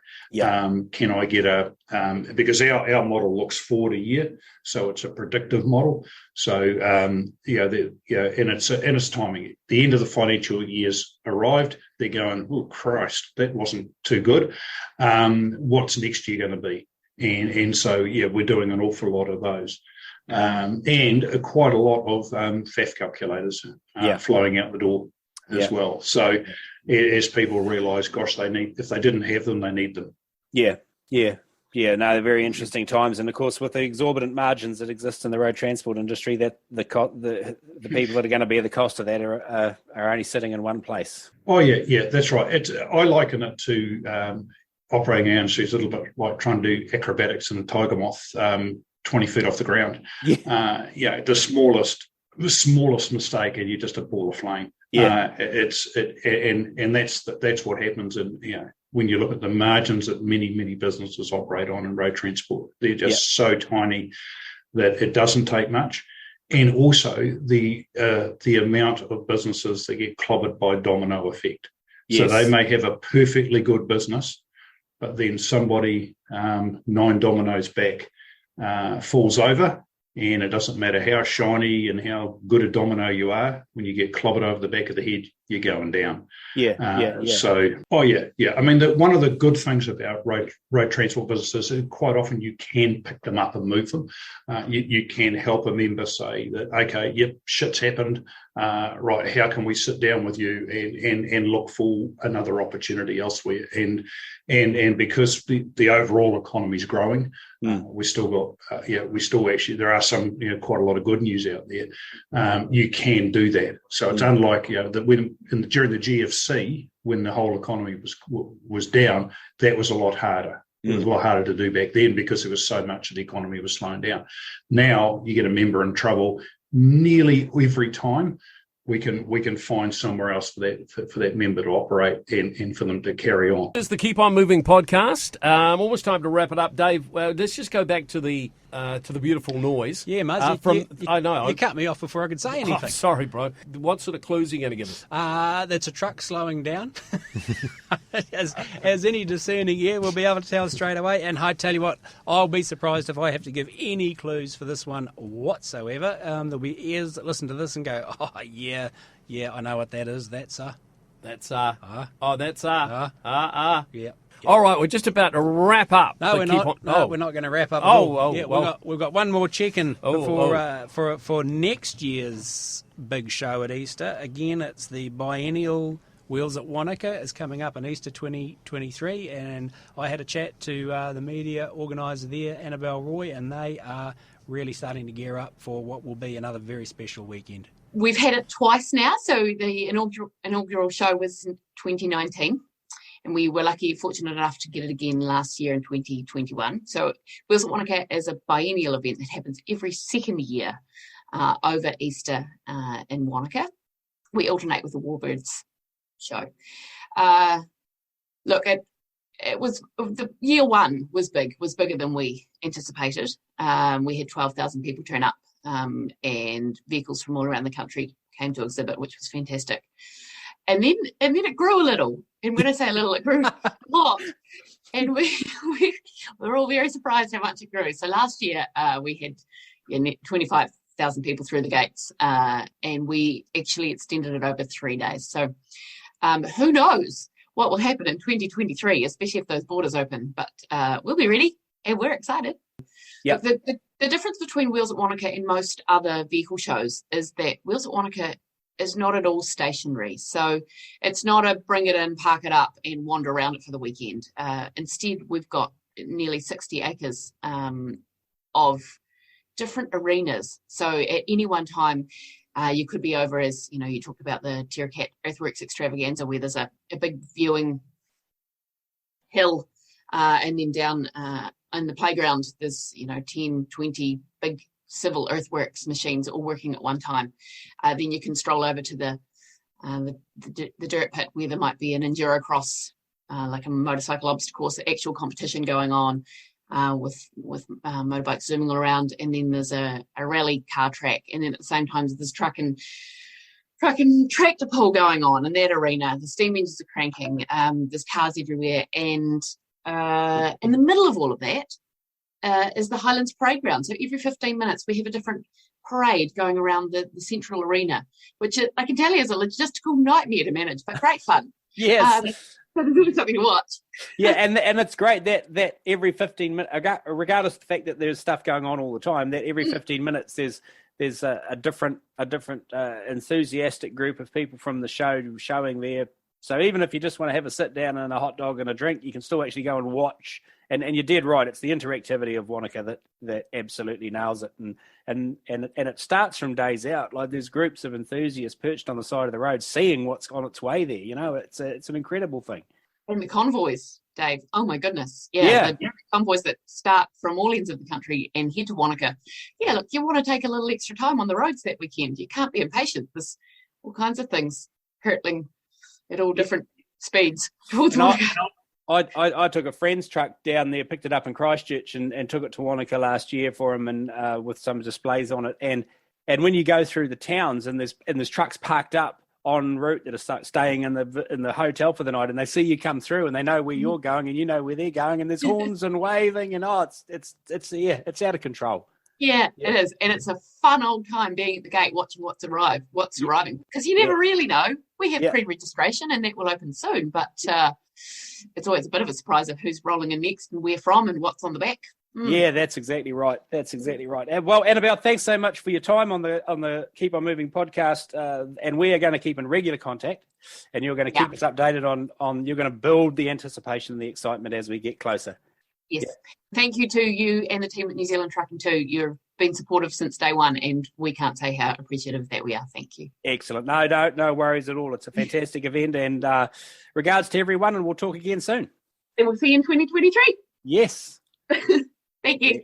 Now, Dave, you're saying, you've told me that this is huge, this thing. Yeah, this is huge. This is earth-moving machinery, trucks, cars, motorbikes, muscle cars, and it's interactive. They all get a chance to go. They all do something, and the motor scrapers are out digging dirt, and it's got everyone who's ever been anything to do with trucks or motor scrapers or civil or anything will be there, and it's a fantastic get together, isn't it? You can't take more than 3 steps and you run into someone you know or worship or both.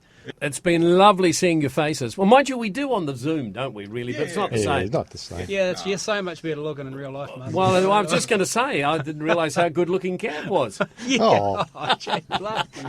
Say the sweetest things. All right, guys. I think social distancing is becoming a good thing, actually. I think the editorial director from New Zealand Trucking Magazine is going to shout a beer right now. We're off. 10-4. 10-4. See you next month, everyone. This podcast is brought to you by the team at New Zealand Trucking Magazine. Remember to get your hands on the latest issue from your favourite retailer or subscribe now at nztrucking.co.nz. Over 100 pages every month containing the latest industry news and articles through to historic stories celebrating the characters and personalities of trucking here in New Zealand. New Zealand Trucking Magazine, the original voice of the New Zealand trucker.